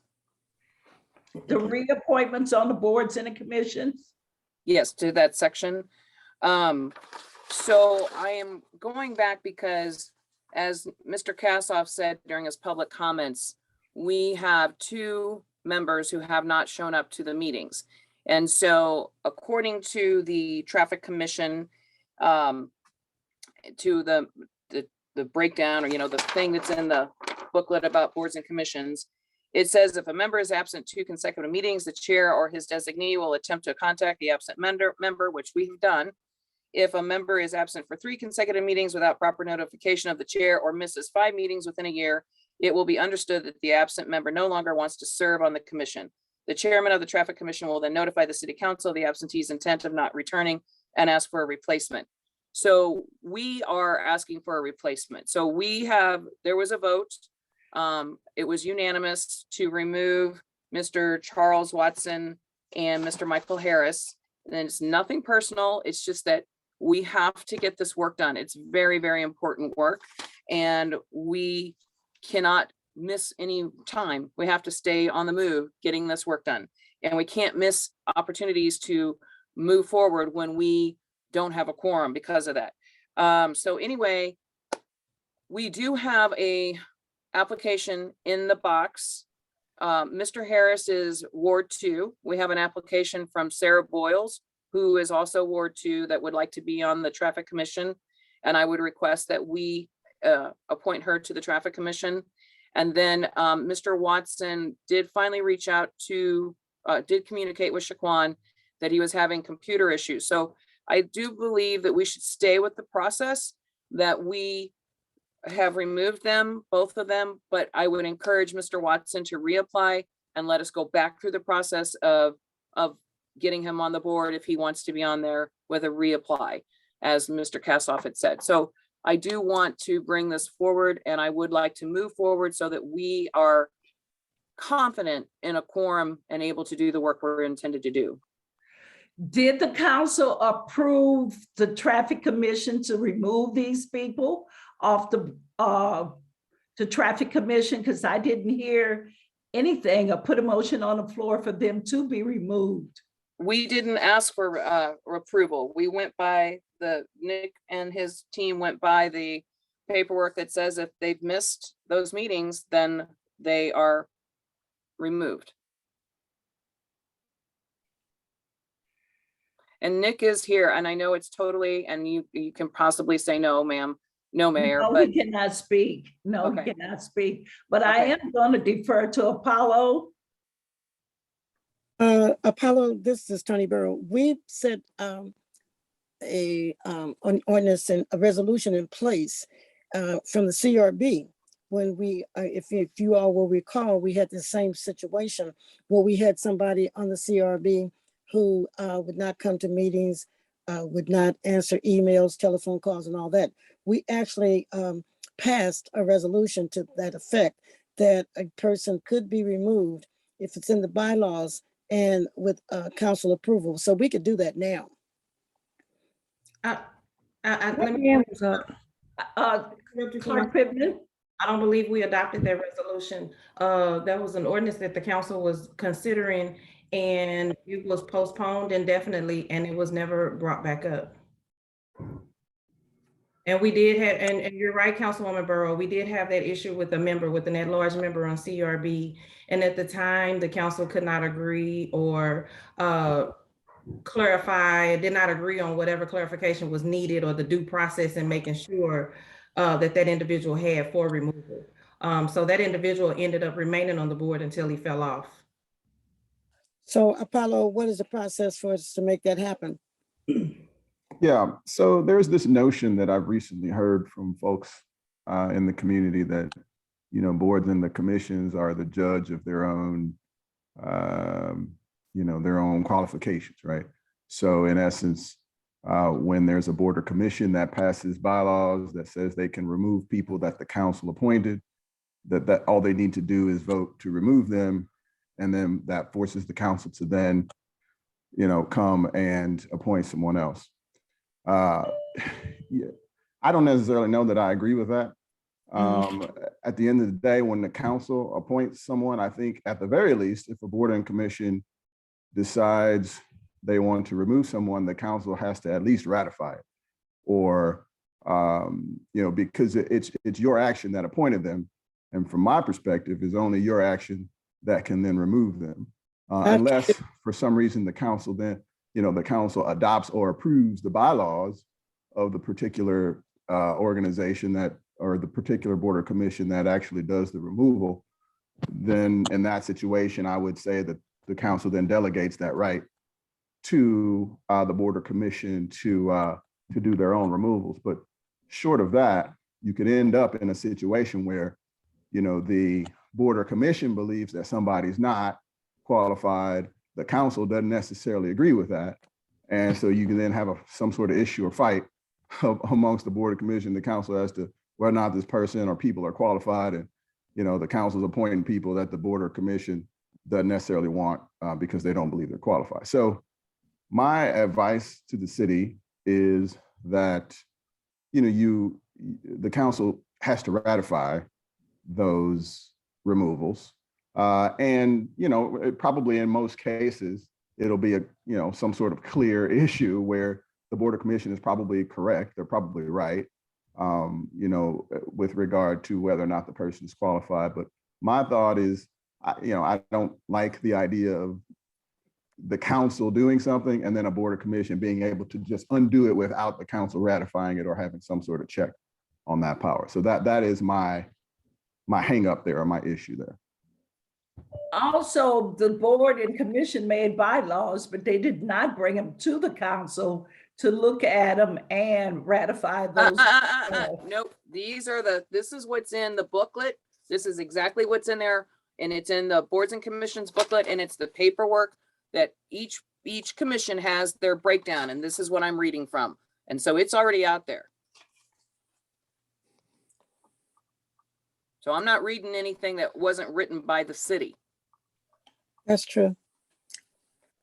I know Naquita has her hand up, but I would like to, Naquita, if you don't mind, can I restate my request then? Well, my question is just really quick. When you all reached out to the members, how did you reach out to them? Did you call, send an email? What did you do? Yes, and multiple times. Okay. So what I would like to restate then is, I would like to, if we want to do it the way Mayor Jones and Apollo are kind of alluding to, then let me restate it. I would, as the council representative of the Traffic Commission, I would like to bring it before the council, and I would like to have a vote for approval. The Traffic Commission has voted unanimously to remove Charles Watson and Michael Harris because they have not come to one meeting at all from the very beginning. They have been contacted by email and phone multiple times by Shaquan, and we have given them every opportunity to respond to us. They have not. So we would like to remove them, and I would like the approval of the council to do so. Councilwoman Noor, you have your hand up. I just would like to add that Mr. Watson did come to a meeting because I was there at the traffic meeting when he was there. Now, I don't know if he's having computer issues or not. I know that him and his wife, they have lived in the community for over like 40 years and they are seniors. So, but I know that he did come to one meeting and you stated that he was having computer issues. So you must have had a conversation with him or someone from the Traffic Commission, right? Shaquan did have a conversation with him. I think it was as recent as yesterday. Don't quote me on that because I don't have my notes in front of me, but I do think it was as recent as yesterday because I think that my memory correct, Shaquan had the conversation after we had already done all of this. So the problem is we reached out to Mr. Watson many times. We never got a response. They made the vote. The Traffic Commission voted unanimously with the knowledge that they had not had any communication. They made the vote, and then after the fact is when Mr. Watson finally responded. So I have no problem with Mr. Watson being on the commission, but I would request that he reapply and we start over from scratch. Because at this point, we want to follow this procedure and we want to set a precedent and we want to move forward. Sorry, Tony, I'm using that phrase. But that is my request, is that we remove the city council approve the recommendation of the Traffic Commission to remove these two from the board so that they can be replaced with someone who shows the interest of coming to the meetings. Right. And you know what? And being active is important. I do get that. I just wanted to be clear that he did. I know for a fact he did show up to one meeting because I was there. And I appreciate that, but we've had a lot of meetings. And he hasn't been to anything else. So I have my request on the floor. Do you need a vote? A second? What are we doing here? I make a motion that Let me ask a question. Have you already made that motion? We just need a second. I have not made a motion. I've requested a vote. Okay. but Ella, I'm what's not. next? I guess Ella, is on you. Do we need a vote or what do we need You here? have to have a motion and get a second in order to get a vote. Okay. All right, so- then I make a motion that the council approve the traffic commission's recommendation to remove 2 members who have not attended the meetings, Mr. Charles Watson and Mr. Michael Harris. Tony Burrows, so moved. It has been properly moved in second. Are there any questions?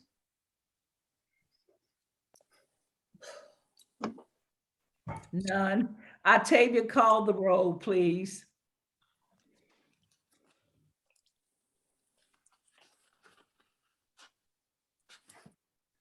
Okay. Councilwoman, where I'm at, Councilwoman Burrow, Aye. Councilwoman Robinette, Aye. Mayor Jones, No. Councilwoman Lipka, Aye. Councilwoman Nelson,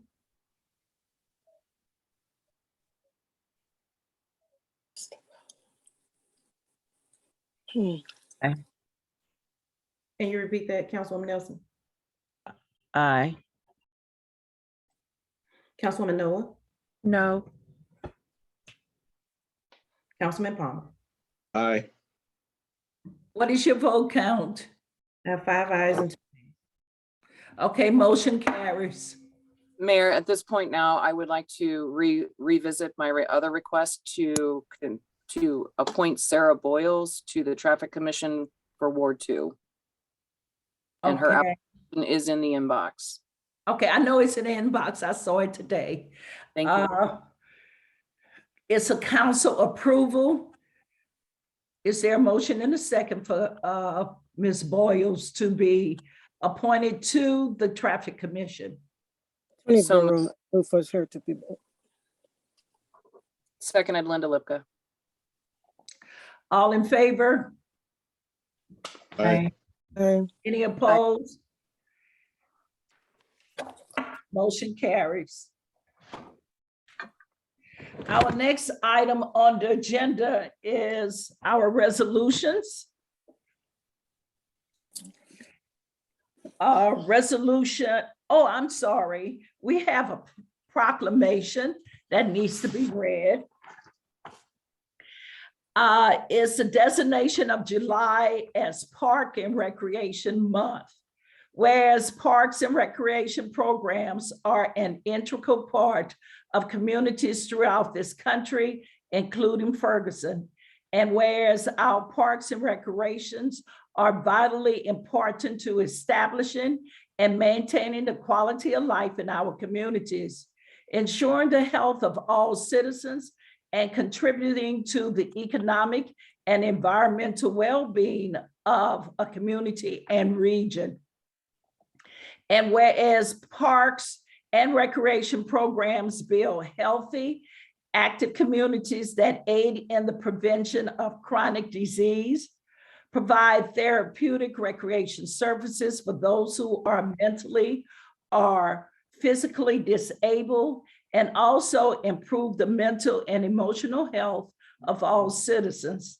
And whereas parks and recreation program increase a community's economic prosperity through increased property values, expansion of the local tax base, increased tourism, the action and retention of businesses, and crime reduction.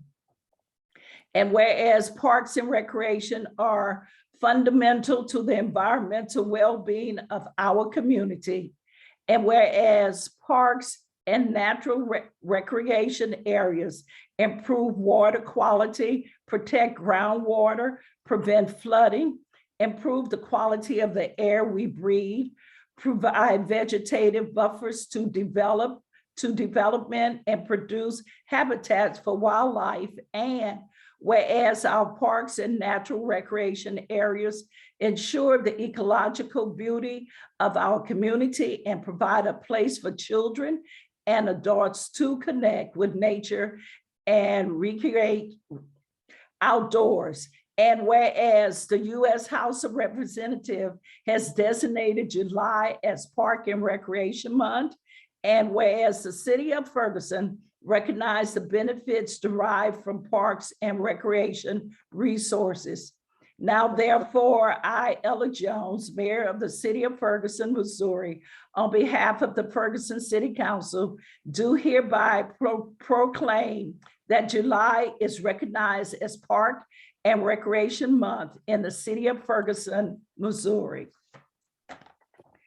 Congratulations, we have Parks and Recreation being recognized for the month of July. We move to our resolutions. We have resolution number 2022-24. Without objection, we're introduced by council members present. Hear none. Attorney Carey, could you please read the resolution? Yes, ma'am. Resolution number 2022-24, a resolution of the City of Ferguson, Missouri, approving and adopting a budget for the 2022-2023 fiscal year. City Manager? No comments. I'm asking for a motion and a second for approval. Adrian Nelson. Motion. Mayor, I'm sorry, Mayor, I would like to make a statement that this budget should not be approved because of non-compliance with requested information. Thank you for your statement. Is there a second to the motion? Second, Naquita Noah. Clerk Pittman, could you please call the roll?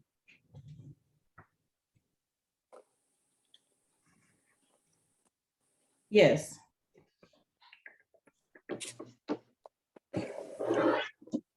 Sorry. Councilwoman Robinette, Aye. Mayor Jones, Aye. Councilwoman Lipka,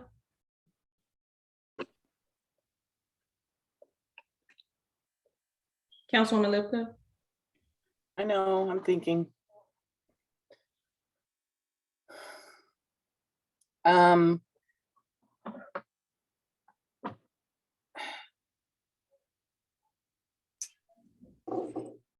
I'm gonna abstain. Councilwoman Nelson, Aye. Councilwoman Noah, Aye. Councilwoman Palmer, Aye. Councilwoman Burrow. Nay. What is your vote count, City Clerk? I have 5 aye, 1 abstention, and 1 nay. Resolution number 2022-24 passes. We have resolution number 2022-25. Without objection, we're introduced by council members present. Hear none. Attorney Carey, could you please read the resolution? Yes, ma'am. Resolution number 2022-25, a resolution of the City of Ferguson, Missouri, adopting a capital improvement program for the city for the 5 fiscal years of fiscal year 2022-23 through fiscal year 23-27. City Manager? No further comments on this item either. I'm requesting a motion and a second for approval. Adrian Nelson. Is there a second? Second, Naquita Noah. Clerk Pittman, could you please call the roll? Mayor Jones, Aye. Councilwoman Lipka, Aye. Councilwoman Nelson, Aye. Councilwoman Noah, Aye. Councilman Palmer. Aye. Councilwoman Burrow. Aye. Councilwoman Robinette. Aye. What is your vote count, City Clerk? Unanimous, Mayor. Aye, unanimous. Resolution number 2022-25 passes. Resolution number 2022-26. Without objection, we're introduced by council members present. Hear none. Attorney Carey, could you please read the resolution? Yes, ma'am. Resolution number 2022-26, a resolution of the city of Ferguson, Missouri, authorizing the mayor to execute the municipal housing and community development cooperation agreement of 2021 through 23 and supplemental agreements thereto with St. Louis County with regard to the Housing and Community Development Act of 1974 as amended. City Manager. Good evening, City Council. We have Public Works Director Don Boyce here to explain this resolution today. This is a new resolution required in order for us to enter our application in for CDBG funding. Don? Good evening, Mayor and Council. The cooperation agreement is just an agreement to with the city and St. Louis County to continue to abide by all the rules and regulations that we've been abiding by since we've been collecting the CDBG funds.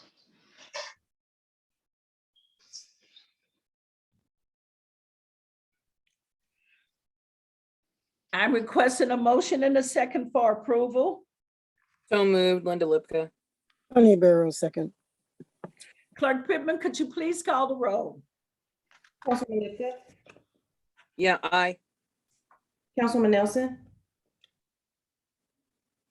Aye. Councilwoman Noah, Aye. Councilman Palmer, Aye. Councilwoman Burrow, Aye. Councilwoman Robinette, Aye. Mayor Jones. Aye.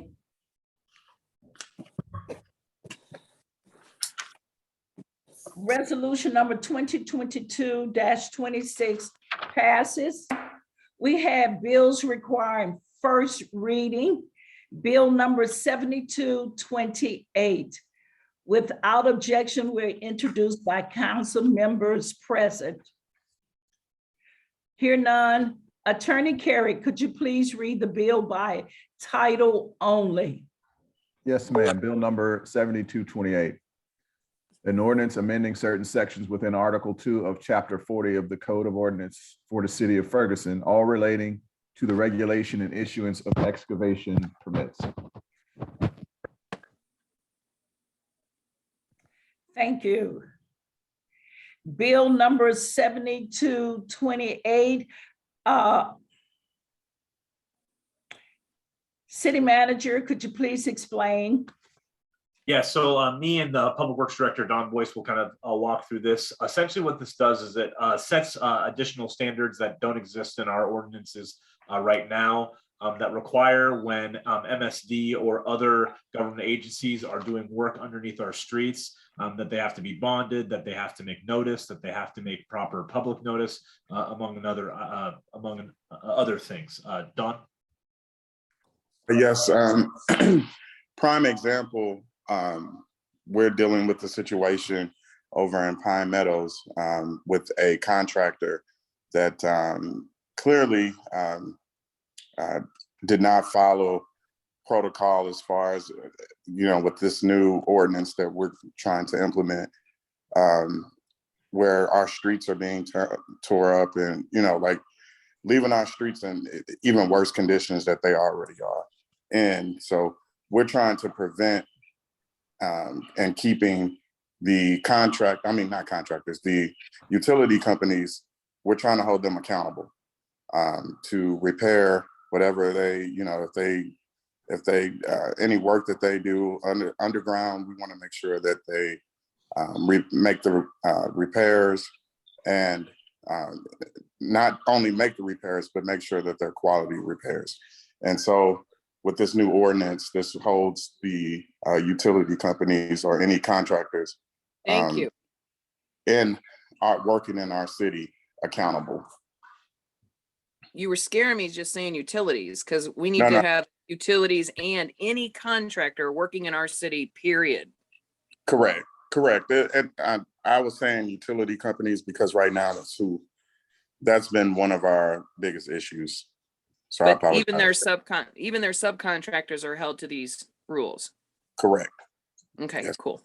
I'll have my hand down. Councilman Palmer. Mr. Boyce, when you say Pine Meadows, is that Moonlight, Starlight, and Sunny Way? Yes. Yes. And then my next question was, as far as, a bill is only as good as its enforcement or law.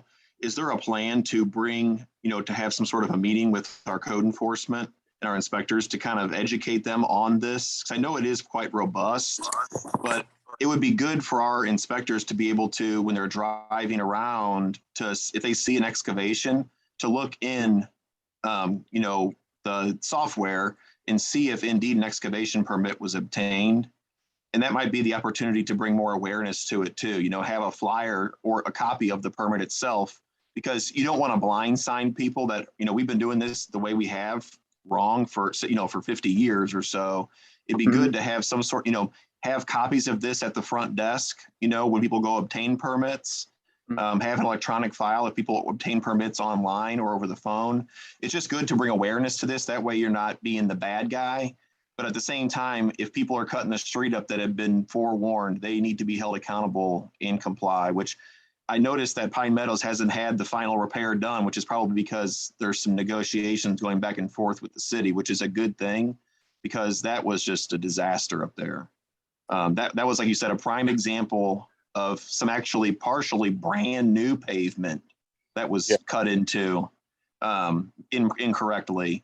But a lot of other pavement that, was already deteriorating, but they ran equipment, up and down they cut a little 2-foot trench, but they run equipment up and down the other 20 feet, tear it all up. So, that's just my suggestion, is that we make sure that the code enforcement and inspectors are kind of aware of this, and that way we can start actually enforcing this rule, because we won't see the fruits of our labor with this legislation if we're not actually going to use it. Absolutely, I agree. And I plan on having a meeting with code enforcement, so we can have a discussion about how we will execute and enforce this ordinance. Just a quick update on Pine Meadows. They should, I spoke to Barrett Construction, to the project manager, myself, Brad Noble. They should start repaving over on Starlight as early as tomorrow. A citizen told me she actually saw them out there later today, so they might already be getting started. Yeah, well, they were working on your. Yeah, they plan on. I know that they were getting set up, but the actual work should be started tomorrow. But if they started today, that's even better. So are they having to actually do more extensive like milling, or are they just filling in the hole they have now? Milling. Okay. Thank you. No problem. Councilwoman Noah. Don, will this help when contractors come and complete work and they leave like wet cement on our street or on the sidewalk and it dries up, or sandbags, and when they just pour cement out? I mean, can we hold them accountable for that as well? We can definitely hold them accountable. And that's something, like when we see certain things as a community, if you just let myself know if there's something that hasn't been caught yet, if you let us know, we'll get on it right away. For example, tomorrow I'm doing a walkthrough with Weiss in regards to frost and fluorescent. So we're going to have a discussion about the work that was completed. Thank you. Thank you so much. No problem. At this time, no action is taken for the first reading. We have bill number 7229 that's being introduced by Councilman Palmer. Attorney Carey, could you please read the bill by title only? Yes, ma'am. Bill number 7229, an ordinance amending certain sections within Article 5, Division 1 of Chapter 2 of the Code of Ordinances for the City of Ferguson, all relating to the regulation of boards, committees, and commissions. City Manager, please explain.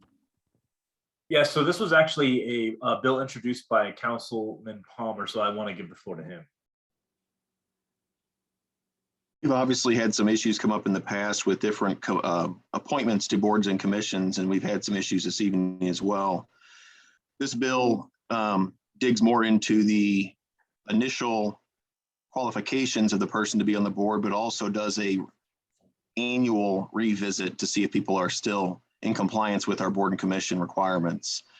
Basically, once an applicant applies, they are actually asked on the application if they are the link, if they are current on their real property taxes or their personal property taxes, and they sign that application.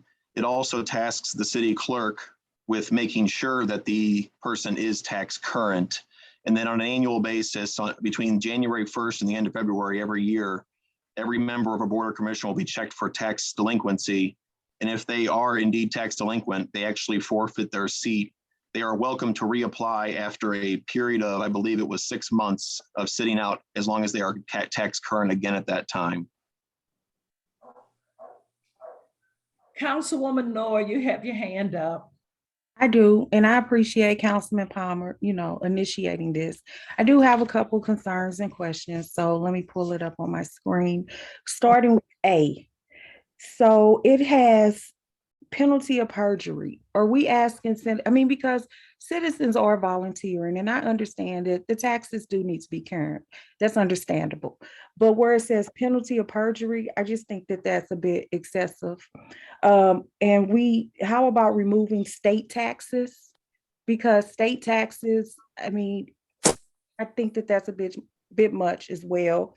I would like to add, under A, where the clerk shall also verify that the address on the application matches the occupancy permit that we have on file, to ensure that the resident not only, lives in Ferguson, just to make sure that the application matches our occupancy permit, Let's see, and then E.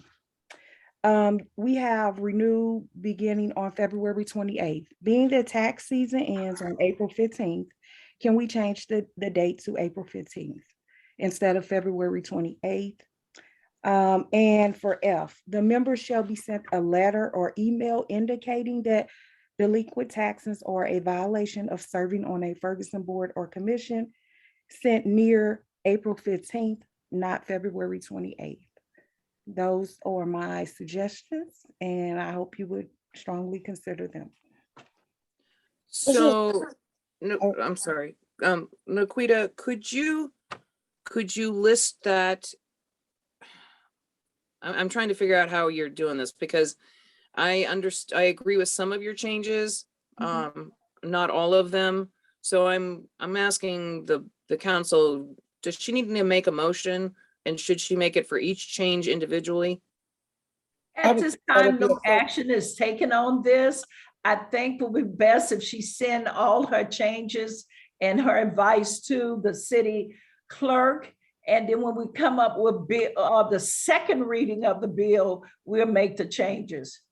Okay, I can do that. Let me ask a question. When we come up on the second reading, will we not be taking a vote on that reading? On the second reading, we will be taking a vote.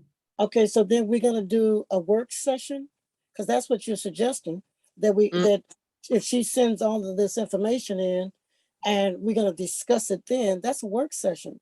And so, if you've got all of these things that you want changed, then I think you ought to change them individually, one by one.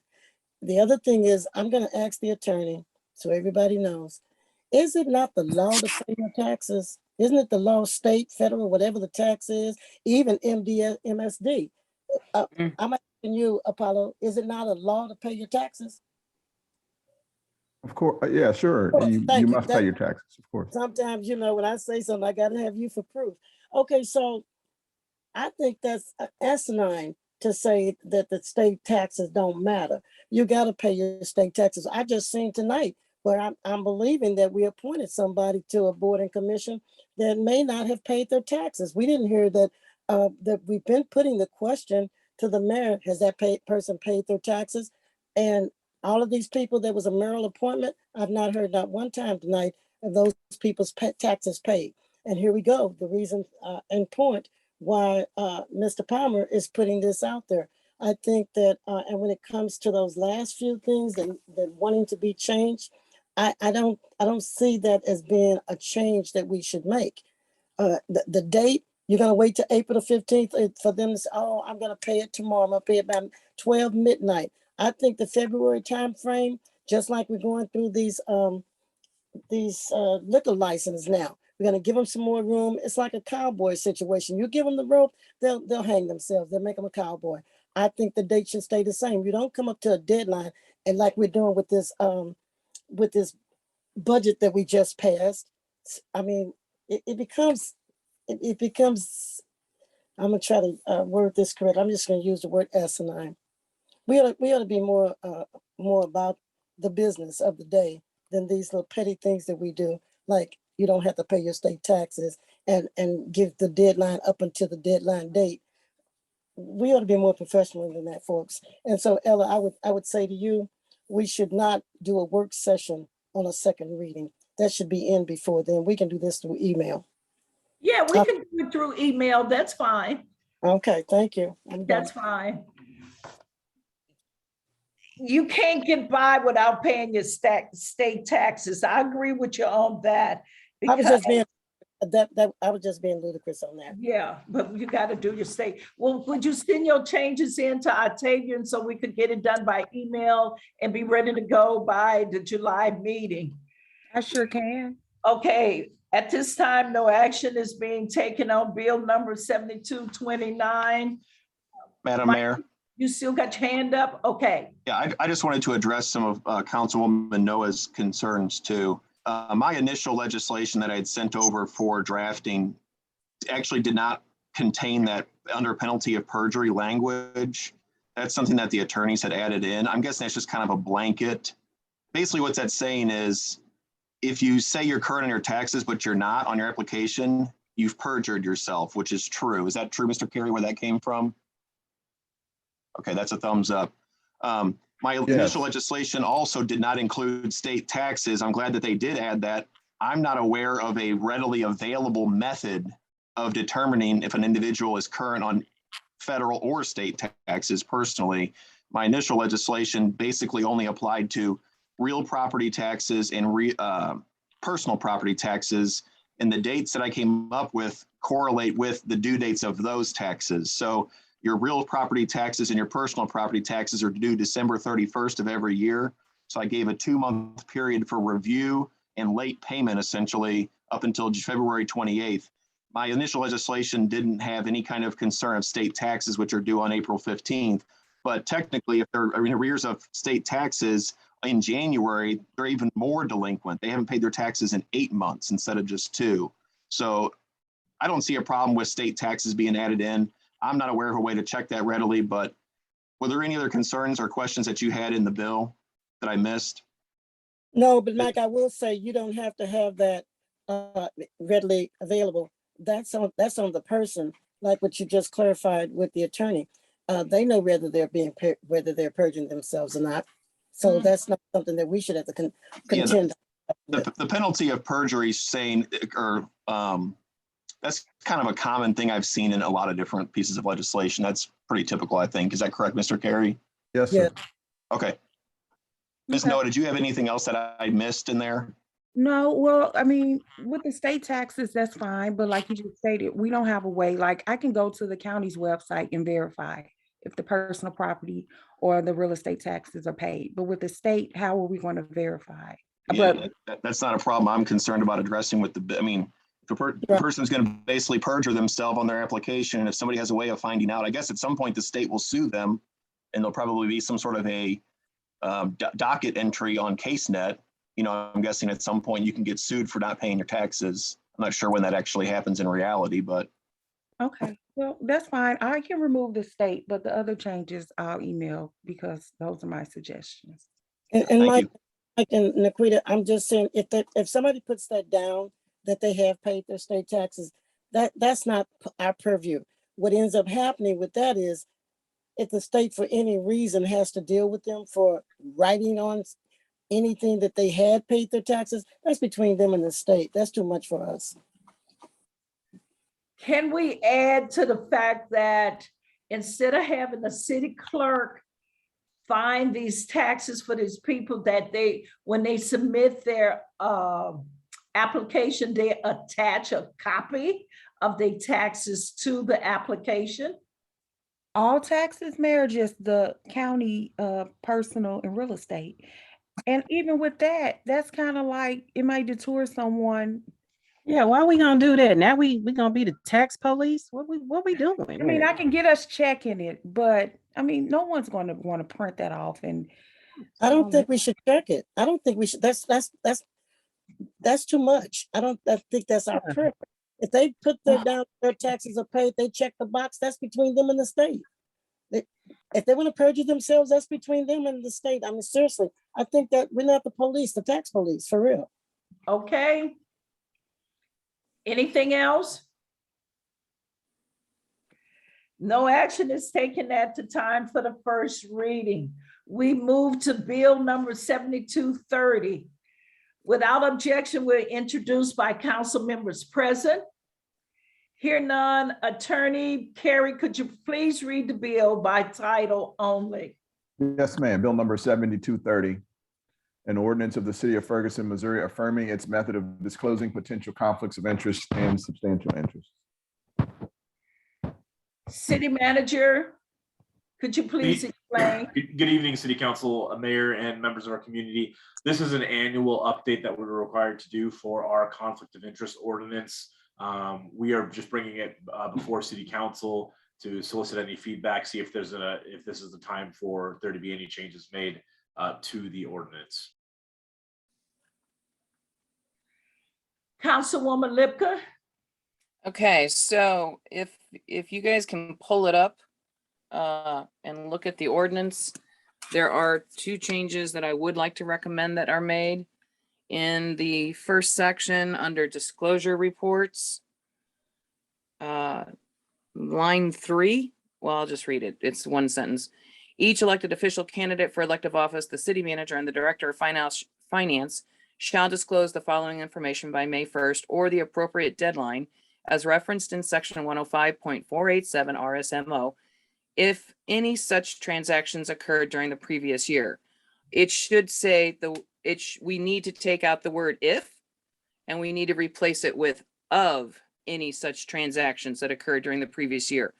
The fact that we have the word if in there does not actually does not make it match RSMO 105.487. So we do need to make it match. We do need to replace that word with the word of.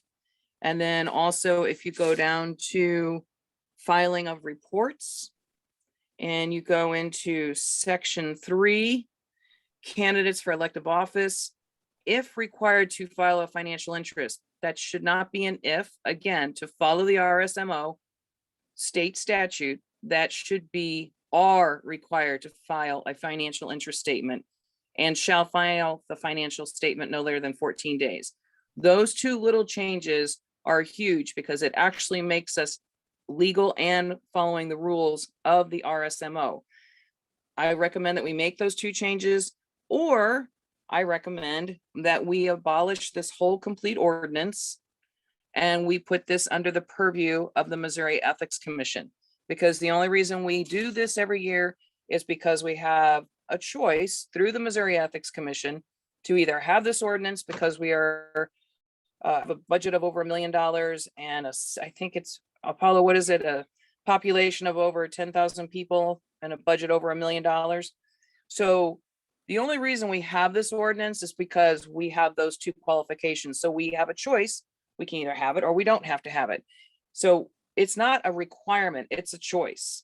It's a luxury. So if we don't want to worry about these things, if you want to take it off of the city clerk and the city manager and city staff, and you just want to stop arguing about it, then take the whole ordinance out and let the Missouri Ethics Commission handle this part of our business, because that's what they do. Or I recommend we make those two changes. And I know it's a first reading, so that's where I'm at right now. Councilwoman Burrow. I recommend that we abolish it because this is something we don't have to deal with. And so rather than have it as a first meeting, we can abolish it right now. That would be, I would move to that. That would be my motion.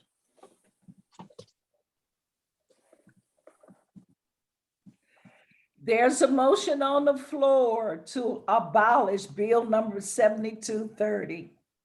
Second.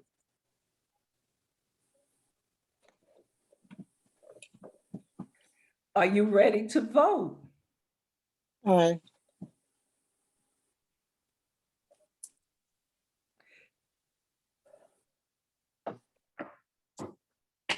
Apollo, yes. Yeah, just to be clear, is the motion to abolish the ordinance or the bill, or is it to abolish the entire ordinance?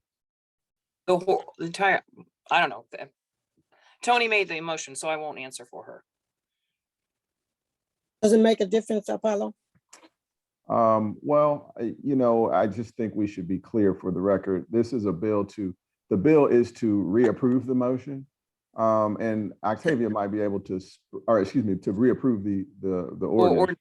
Octavia might be able to shed some light on that. She has a little bit more knowledge. So if we don't approve the bill, Octavia, what happens to the ordinance?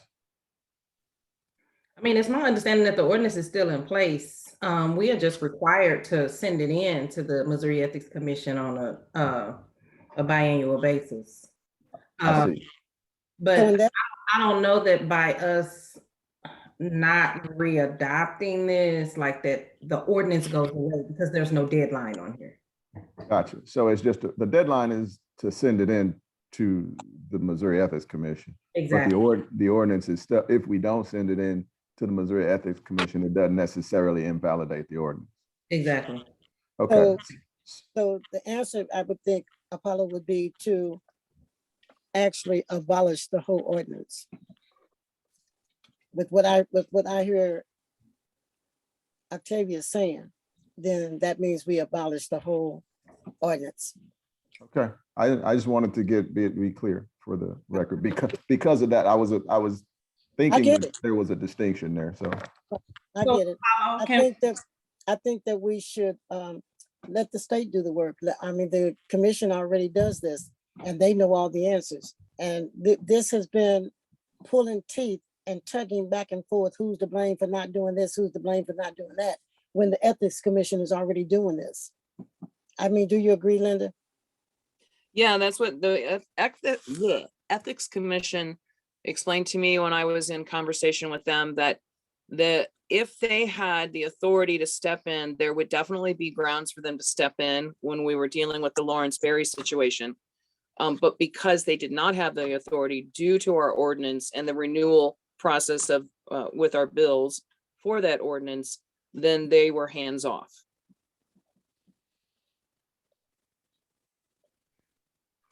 Mayor, if I may, I just want to get from Apollo just to make sure that we're going through the proper processes. Right.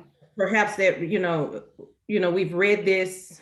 I don't know if it comes back at the next reading and then, we just don't adopt it. And then also at the next meeting, perhaps we bring back with the previous ordinance number, the action necessary to do away with that, because that's the ordinance that's on file, not this. This is just a bill for introduction. So this at this point means nothing. Right. Okay. Yeah, I think the best idea, and I see Councilman Palmer has his hand up, but so I'll be brief. The best idea is if the council does not want to approve the bill, then we'll read it a second time and just nobody will, or somebody will, and then it'll be voted down. But then we deal with the ordinance in a, subsequent to that, maybe in the following council meeting. And maybe we could get some more information for Octavia to let us know what the actual case should be. Because right now we're just putting in our 2 cents. It might be smart to even invite somebody from the Missouri Ethics to be here at the next meeting so that they could answer our questions directly. I doubt that would, if we could get that in black and white, they could send us a document on that. We don't actually need anybody to tell. We ask the question, they supply the answer. That's all that is. Councilman Palmer, you have your hand up. Mr. Carey, if we don't, is it just a matter of, so it's an annual process that we pass a bill that reaffirms the ordinance? Is that correct? Yeah, yes, we pass a bill that reaffirms the ordinance and directs us to forward it to the Missouri Ethics Commission as our conflicts of interest ordinance. So if we were to repeal the ordinance, would that mean that we in turn need to possibly pass an ordinance that gives the authority to the MEC? Or does it just by right? Yeah, is it because the way the law reads, I think Councilwoman Lipka had it, she explained it a So little the bit state earlier. has jurisdiction as long as the city doesn't have their Right. own. Yes, Okay. sir. Yes, sir. I understand. Yes, sir. That's Thank how it you. works. Yes. Right. Yeah, so Mike, if just what he said, if we did not have this ordinance, then the Missouri Ethics Commission would be involved in every one of our elections. They would be handling the conflict of interest issues and the financial disclosure reports. And the hope is that if we went that way, this would alleviate some of the issues with having our own staff or employees playing politics. Is that correct? Exactly. Or us putting them in those awkward positions. Okay, I understand. Thank you. So, Councilman Borrow, do you want to pull your motion off the floor and go the route that our attorney has advised us to go? Most certainly, Mayor. Thank you. Okay, okay. All right. We move to bills requiring second reading. Bill number 7227, request a motion and second to read the bill a second time and place it upon its passage.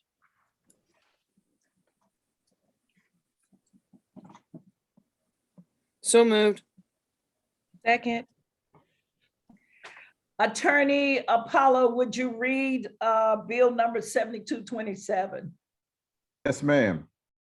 Bill number 7227. An ordinance amending certain sections within Division 1 of Article 2 of Chapter 42 of the Code of Ordinances for the City of Ferguson, all relating to the regulation and issuance of business licenses in the City of Ferguson. City Manager Eric Osterberg, could you please explain? Yes, good evening, City Council and Mayor. What this allows us to do administratively is to revoke, suspend, or place on probation a business license for the purposes of a nuisance. So that's matters that are injurious to public health. The statute is mirrored with the existing liquor license language and process.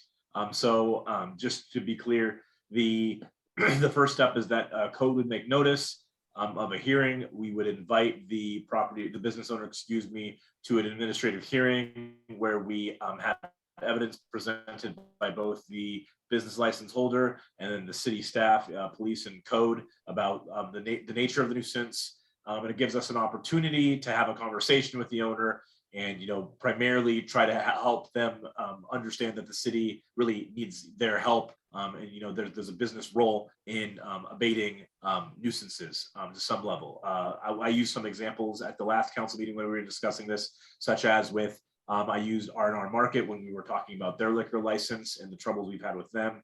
It gave us an opportunity to kind of sit down with the liquor license holder and kind of talk about, hey, some things that would help and make us feel comfortable is looking at your hours that you're open for operation, hiring security, having cameras, those sorts of things. So it's not always going to be something where, administratively we're looking to just take punitive action against someone. It just gives us an opportunity to try to deal with the nuisance administratively. Now, in the event that, the way it works is, again, it mirrors the liquor license statute. So in the event that city council disagrees with the administration's decision on the status of a license, council can hold their own hearing reversing the decision that administration makes.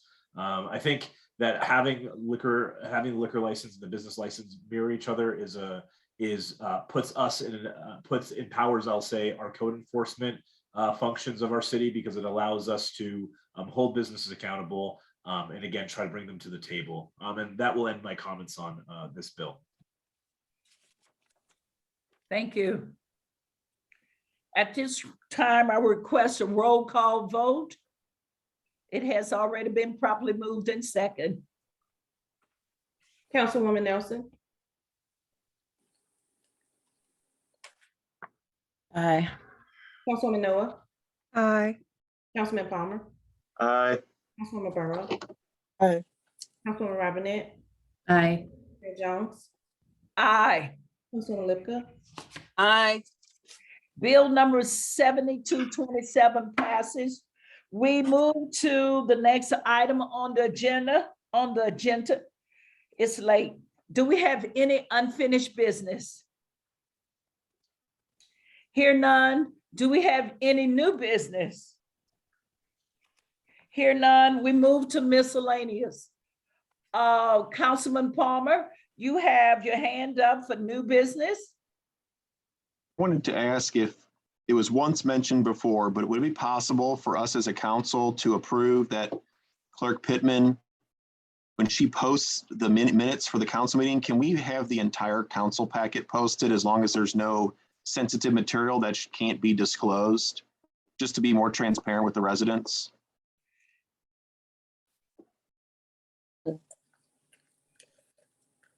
I thought we already agreed to that. I thought we did, yeah. I don't think that was done this time or the last meeting. So I wasn't sure there's something we need to do to make sure that's being done, or if it's just something that got overlooked.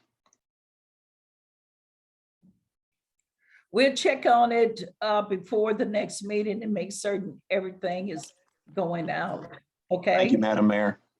Okay. Do we have any other new business? If none, we'll move to miscellaneous. Councilwoman Noah. Okay, before I go with my comments, I do have a couple questions for City Manager Osterberg. City Manager, with the street sweeper, are citizens supposed to just call in to request, or is there a route that the street sweeper will take when it starts cleaning the It's street? my understanding that there's a route. I can follow up. I don't see Dawn voice on here anymore, so I'll follow up with that tomorrow. Okay, thank you, because citizens are asking. Second, with the car wash on West Florissant, is it still set to be demoed before the end of the month, or do we have a different date? Let me get with Dave Musgrave on that item. Okay, all right, thank you.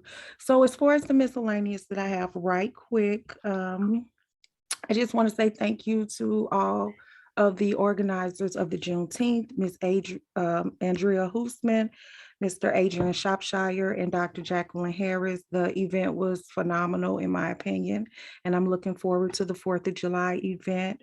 Secondly, going to the consent decree on page 6, the Neighborhood Police Steering Committee. If anyone refers to D, it says that provide recommendations to the City Council with regard to reform of and amendments to the Ferguson Municipal Code.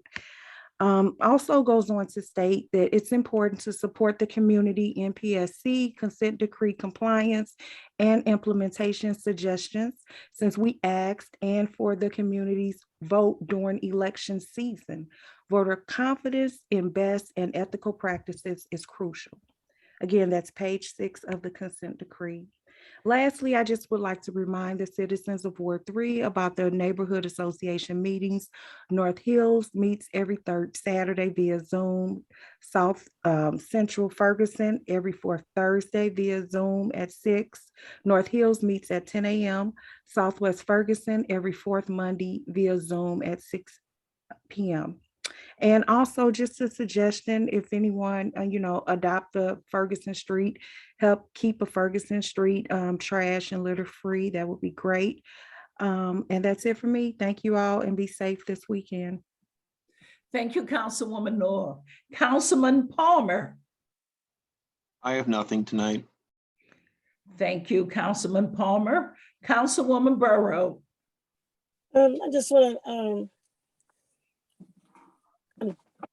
Chief Hampton came on about the new dog. I don't know, many of you know that I had to put my dog of 14 years down on February 26th. And so it's a great thing. I'll be able to go over and pet the dog over at the firehouse. I love dogs.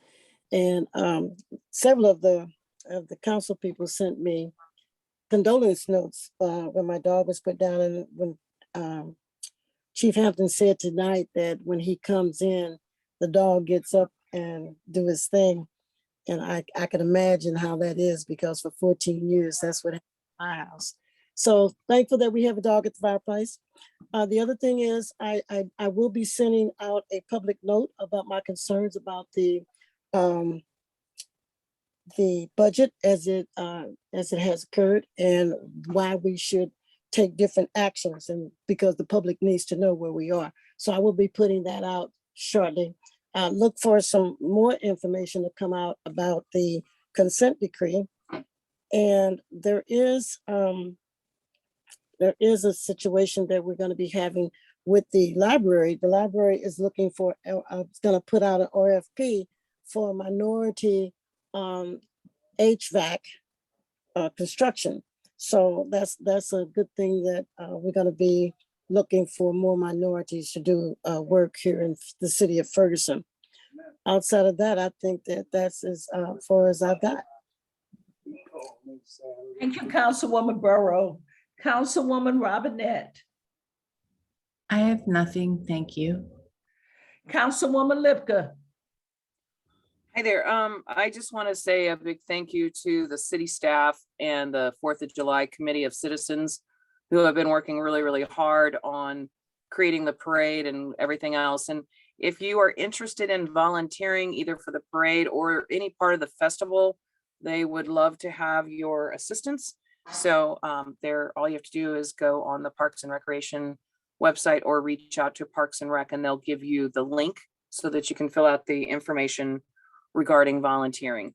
And then I also just wanted to say congrats to Ember and being part of the Ferguson Firehouse. So, and finally, I just want to also say thank you to all of those who on council and in the community that have reached out and asked about my dad and his health. So thank you for the concerns and the awareness of what's going on. So thanks.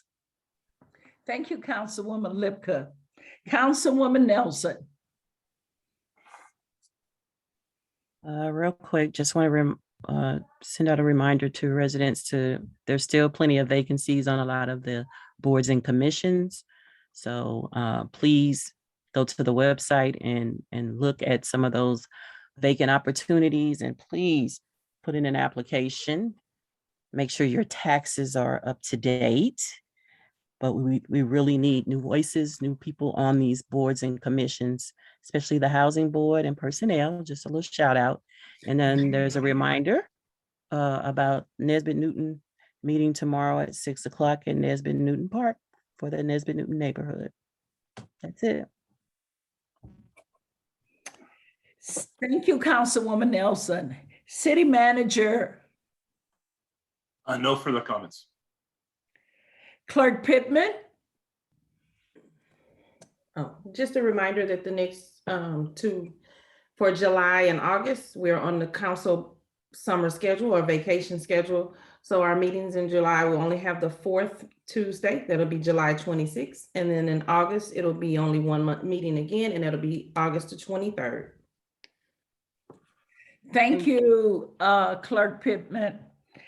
Be ready for them long meetings because they always are longer. Hey, we need to break. Attorney Carey.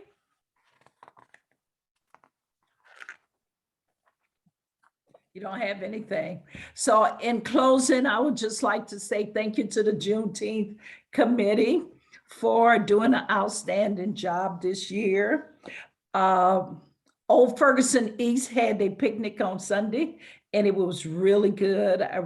The people came out. They really enjoyed themselves, even though I had to run in and run out. Just would like to say, everyone have a safe 4th of July. Echo what Linda say, get out and volunteer, help the staff. Our staff need our help, and so we need to volunteer. On that note, I am going to request a motion and a second to adjourn. Do we have closed session? No, we had it already. Okay. Laquita Noah. Amen. No, but can I just say Well, amen? actually, no, I'm just joking. Oh, okay, Apollo. Nope. Okay, it has been properly moved in second. Are you ready to vote? All in favor? Aye. Aye. Any opposed? Ayes have it. Aye. Everyone have a great night and a great 4th of July. I can't hear you.